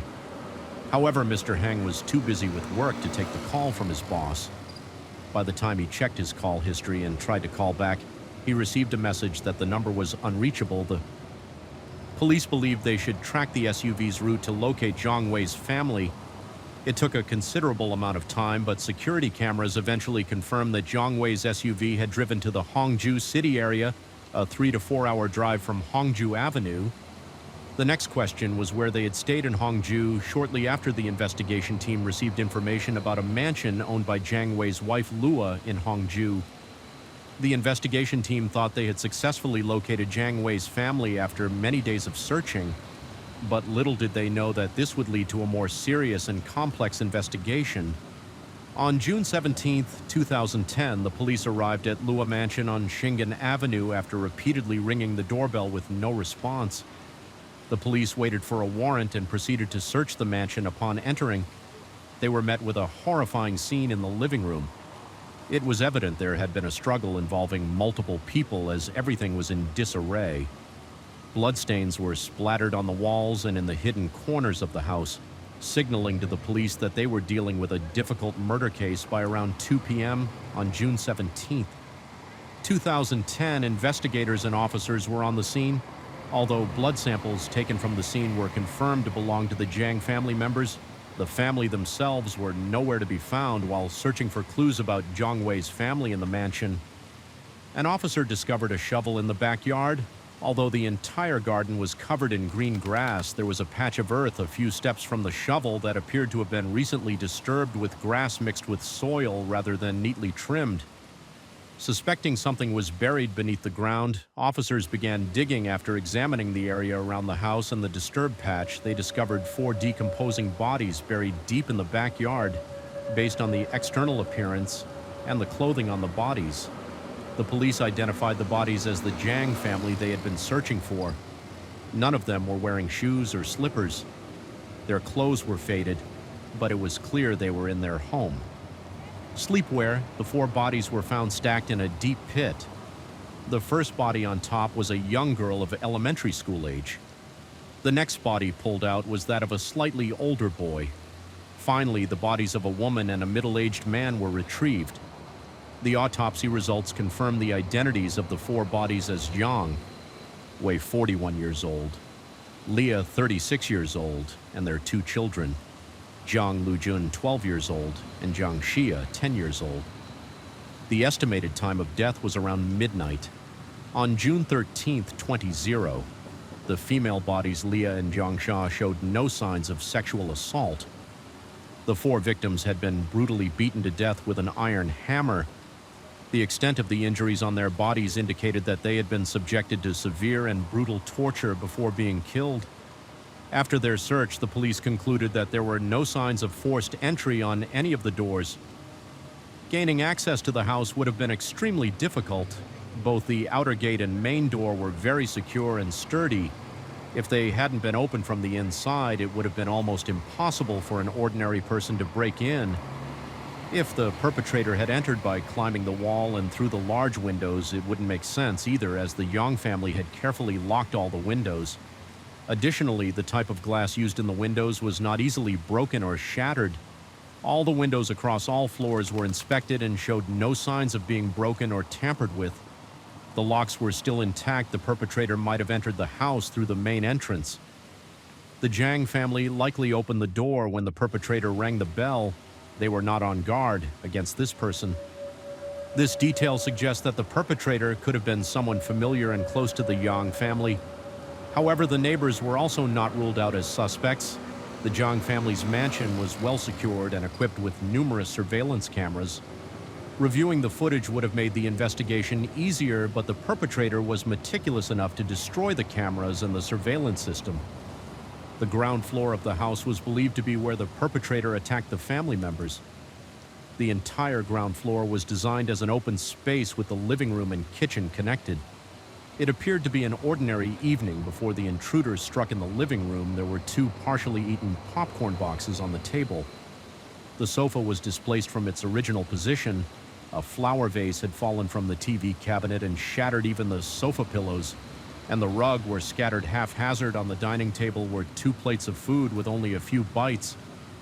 Taken there was also a pack of cigarettes placed nearby with only a few cigarettes left. Jean Wei's assistant Ling Hang confirmed this was the brand Yang Wei.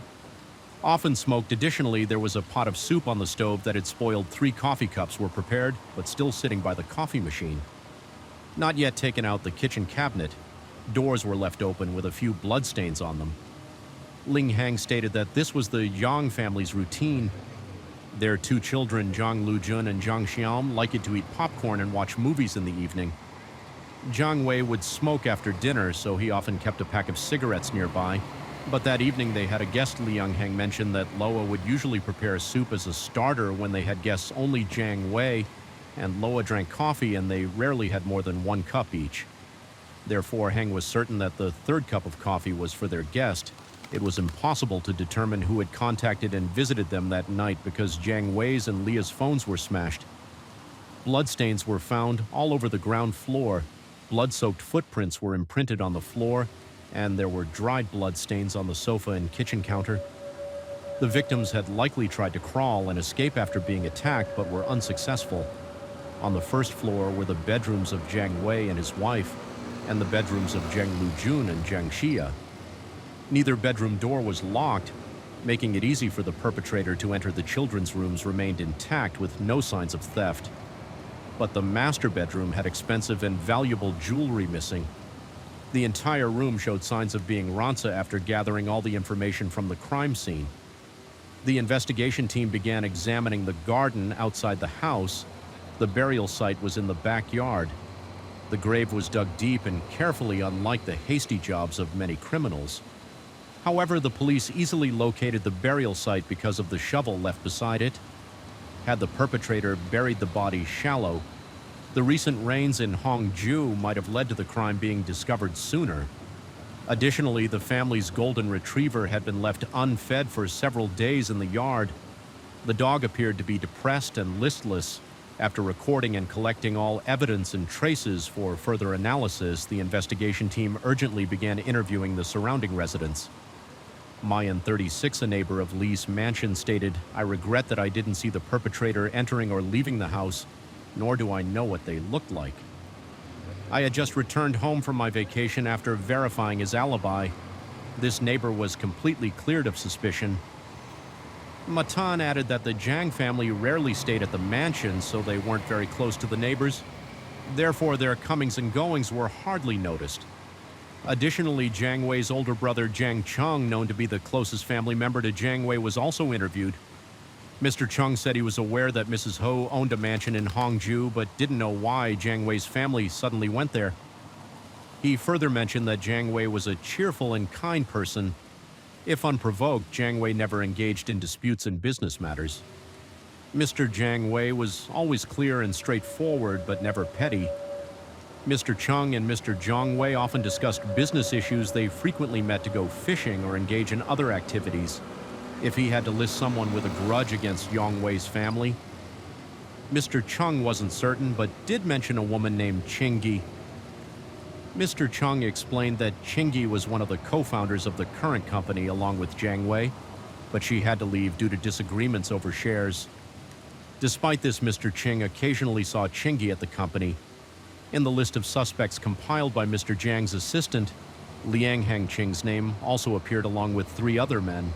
The list included Qingyi, 37 Lilong, 41 Guangxin, 43, and Luing, 41.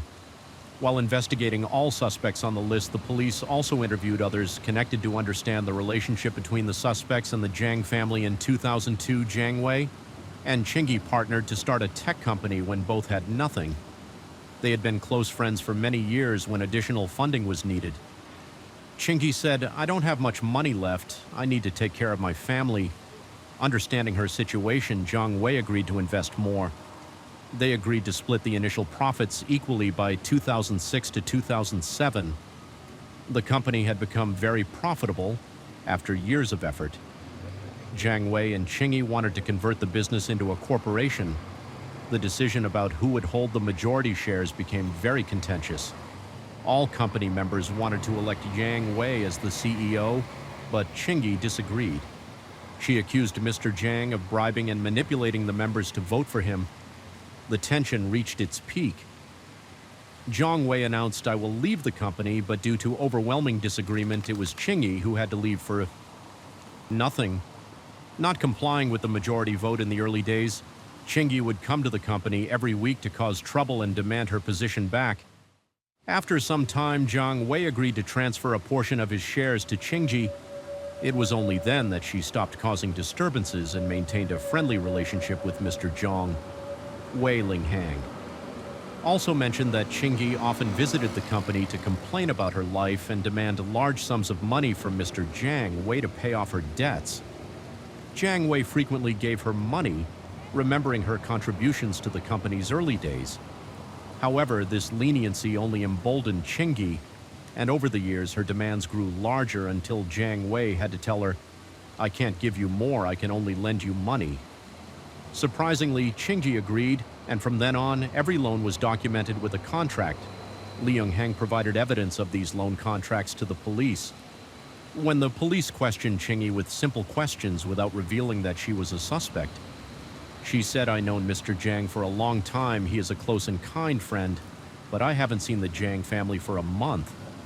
According to the loan contracts, Qingyi last met Jiang Wei 2 weeks ago to sign a contract. This contradiction in her statement led the police to keep her on the suspect list and continue monitoring her discreetly. On June 20th, 2010. The investigation team went to question Liang Hang, 41. He calmly invited the police into his home and answered their questions comfortably.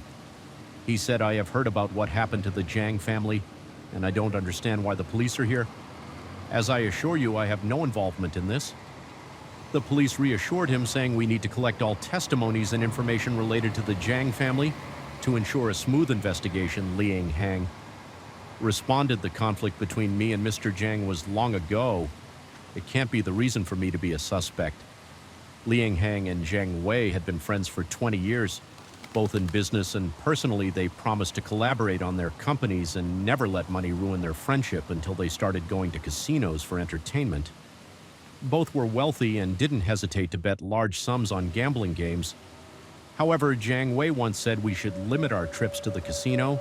If my wife finds out, it will be a big issue, and your wife will also be upset if she knows you're spending money there.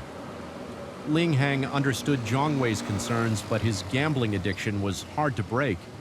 He gradually stopped seeing Jiang Wei and went to casinos alone when, with Jiang Wei, he could control his spending, but alone he bet large sums to satisfy his addiction. After some time, Liang Hang went bankrupt and his family distanced themselves from him. He turned to Jiang Wei for help, knowing the situation.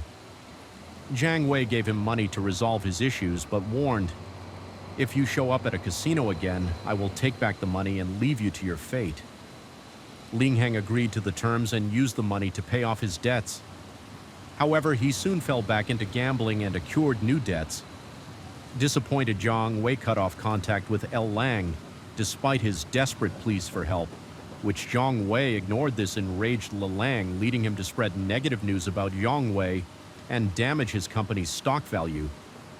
Jiang Wei then sent a warning to L. Lang stating, "I will increase the interest on your debt if you continue to disrupt my business." Their conflict was intense after years of not seeing each other. Their anger had subsided, but they never reconnected. The police verified the truth of the story through Ling Hang, but no one could confirm if Mr. Long and Mr. Zhang had truly cut off contact for years, as Mr. Long claimed, because Jiang's phone was destroyed, making it impossible to check message or call history. According to Jiang Wei's close assistant, Ling Hang, he was very familiar with Jiang Wei's schedule habits and the people he frequently met. Wang said that Jiang occasionally mentioned Lang as an old friend, but never expressed any intention to reconnect. He also never heard of Li Lang trying to contact or meet up. From Liang Hang's perspective, the conflict and relationship between the two seemed to be in the past. However, the police still believed that Mr. Long had sufficient motive and reason to be a suspect. Lang also suggested that instead of suspecting him, the police should investigate Guangxin, who he believed was more suspicious. When the police asked for more information about Hongan, Mr. Long said, "I only met Mr. Hongan a few times before he was fired by Zhang." Wei Lilong's statement made some sense to the police, as Guangxin was also on the suspect list. After their interview with Liang, the police quickly interrogated Guangxin 43. Guangxin did not say much. He expressed regret over the Jiang family's deaths and stated that he was just an employee at Jiang Wei's company.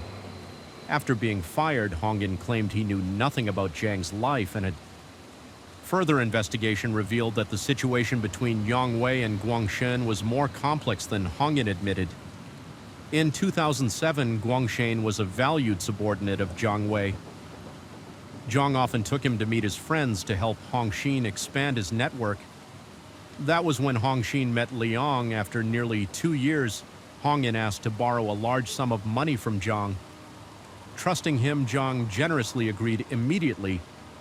After borrowing the money, Hongan resigned and started a competing company. Zhang didn't see this as a major issue until Hongxin began spreading false information about Zhang's company and poaching clients. This severely impacted Zhang's business and reputation. Jiang Wei then threatened to recall the entire debt, even if it meant breaking the contract. If Hongan couldn't repay, he would have to sell his company to settle the debt during the height of their conflict. Guangxin warned Jiang Wei to watch his family carefully. This tension remained unresolved, making Guangxin a prime suspect, according to Li. Long and the police, the last suspect on the list was Li Guin. He had a past relationship with Lua before she married Jiang Wei, leading to some animosity between Gowing and Yang Wei. However, the matter wasn't overly serious, and Gowing had been living abroad for many years with no recent contact in China, leading the police to temporarily exclude him from suspicion after gathering the necessary information and testimonies. The police analyzed and considered various possibilities. Currently, Guang was the primary suspect, but they remained open to other suspects emerging at any time. The lead investigator for this case is Lin Yang, 32 years old. He meticulously examined the injuries on the four victims. Lin Yang believed that the perpetrator must have had a deep grudge against Zhang's family. The attacker assaulted the victims with intense anger. The bruises and severely damaged areas indicated the perpetrator's rage. Even the two children were not spared by the killer. The perpetrator was the fifth person at the scene, but Lin Yang suspected the possibility of a sixth person due to two different sets of bloody footprints found in the bedroom of Zhang and his wife. These footprints were of different sizes, suggesting the perpetrator might have dragged Lua to the bedroom to locate the jewelry faster. However, this would typically leave more blood traces on the floor. Therefore, it's plausible that there were two perpetrators at the crime scene. Lin Yang ordered a review of all security cameras in Hangzhou, especially in the vicinity of Shingen Avenue. If any familiar faces from the suspect list were spotted, the investigation would immediately expand to focus on that suspect. He also directed the search for the missing SUV of the Zhang family to inspect the vehicle. It seemed that the perpetrator had driven the car away and abandoned it somewhere in the city. After a search on July 15, 2010, a valuable lead emerged. The police found the Zhang family's SUV in an old garage in Hangzhou. Upon inspecting the vehicle, they discovered fingerprints belonging to someone other than the four family members. The unknown fingerprints matched those of Guangxin. Additionally, they found DNA belonging to Qingyi in the car. Guangxin and Qingyi immediately became the prime suspects and were placed under 24/7 surveillance. The police needed more evidence proving their presence in Hangzhou on the day of the murder to make a final conclusion on July 20th, 2010. The final results from the security cameras confirmed that Guangxin and Qingyi were in Hangzhou at the time of the crime and they were together. The police promptly arrested both suspects. Guangxin was born on November 10, 1967 in Deshang, Guangdong Province, China. He came from a poor family with parents who worked as farm laborers for others to support their two children. After school each day, Guangxin would help his parents with farm work or rush home to take care of the house. Despite his difficult childhood, he received a prop education. A local townsman adopted Guangxin, who was very strict but cared for him diligently. This benefactor lived alone and had no children, so he provided everything for Guangxin, including his education and allowance. The Jiyu family was very grateful to this man. Shortly after Guangxin started high school, his parents passed away. Due to overwork, the two brothers became orphans. The benefactor then officially became Guangxin's adoptive father. He and his brother moved in with their adoptive father, which somewhat compensated for their harsh life. After graduating from high school, Guangxin went to a big city to attend university. However, just a few months later, he received news of his adoptive father's death. Guangxin hurried back to his hometown to handle the funeral, which was the last time he returned home. Following this, he became reclusive, quiet, and withdrawn. It wasn't until he started working that he began to open up to society, having experienced poverty. Guangxin became obsessed with money. He always felt the need to accumulate a lot of money. Even though he didn't know what to do with it, it seemed he was willing to do anything for money. Qingyi was born on July 6, 1973 in Chengdu, Shandong Province, China. She came from a well-off family. Her parents were business people with stable and reputable operations in the city. However, when it came to raising their only child, they were excessively strict from a young age. Whenever Qingyi made a mistake, whether big or small, she never received comfort from her parents. Instead, she was met with beatings and harsh scoldings. It's possible that the stress from their business caused them to take it out on their only child. Qingyi tried to grow up obediently and avoided making mistakes, knowing that any slip-up would result in severe punishment. Qingyi often felt envious of others and became irritable when she didn't receive support after starting university. She cut ties with her family, choosing to live independently and work to support herself.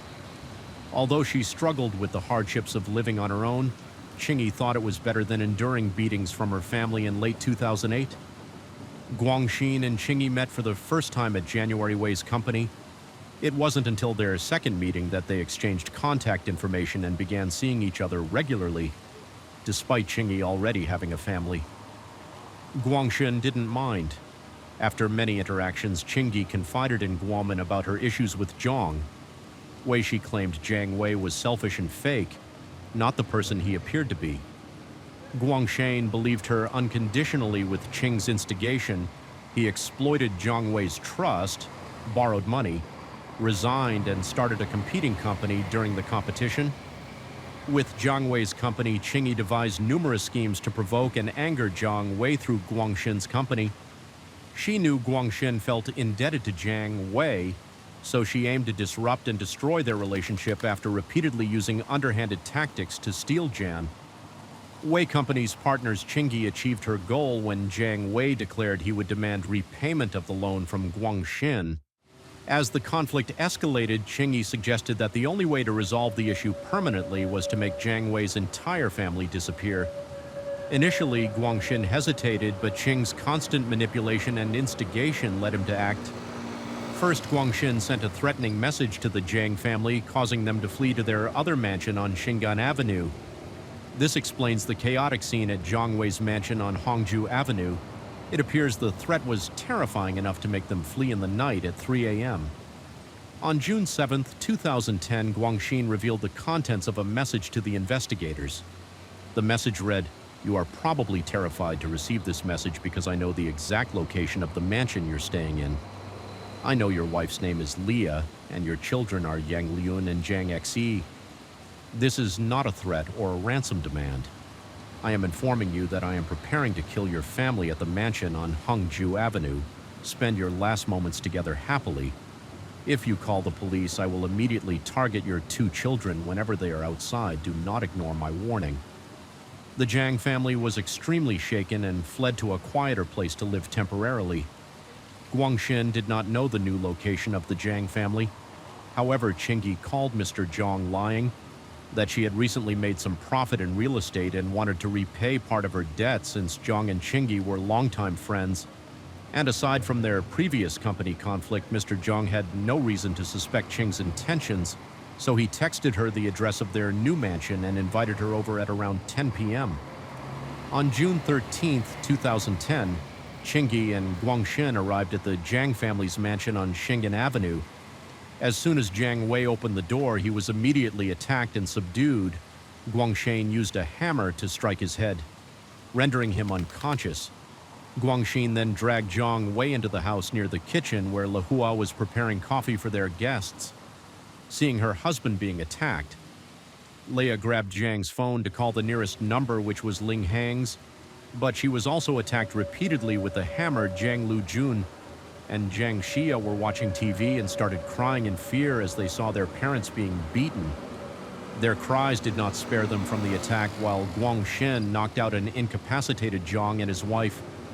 Qingyi restrained Zhang Lujun and Zhang Xia, awaiting their turn. Both attackers brutally tortured the family with a hammer for over an hour, resulting in the numerous bruises and crushed flesh on the 4 bodies. Not stopping there, the murderers broke into the master bedroom, stealing all the valuable jewelry. They sold the jewelry for cash. Qingyi and Guangshan then found a spot in the garden to dig and bury the bodies by dawn. They finished their work, drove away in the Jiang family's SUV, and then abandoned the vehicle at an old garage, arranging for a private driver to take them back.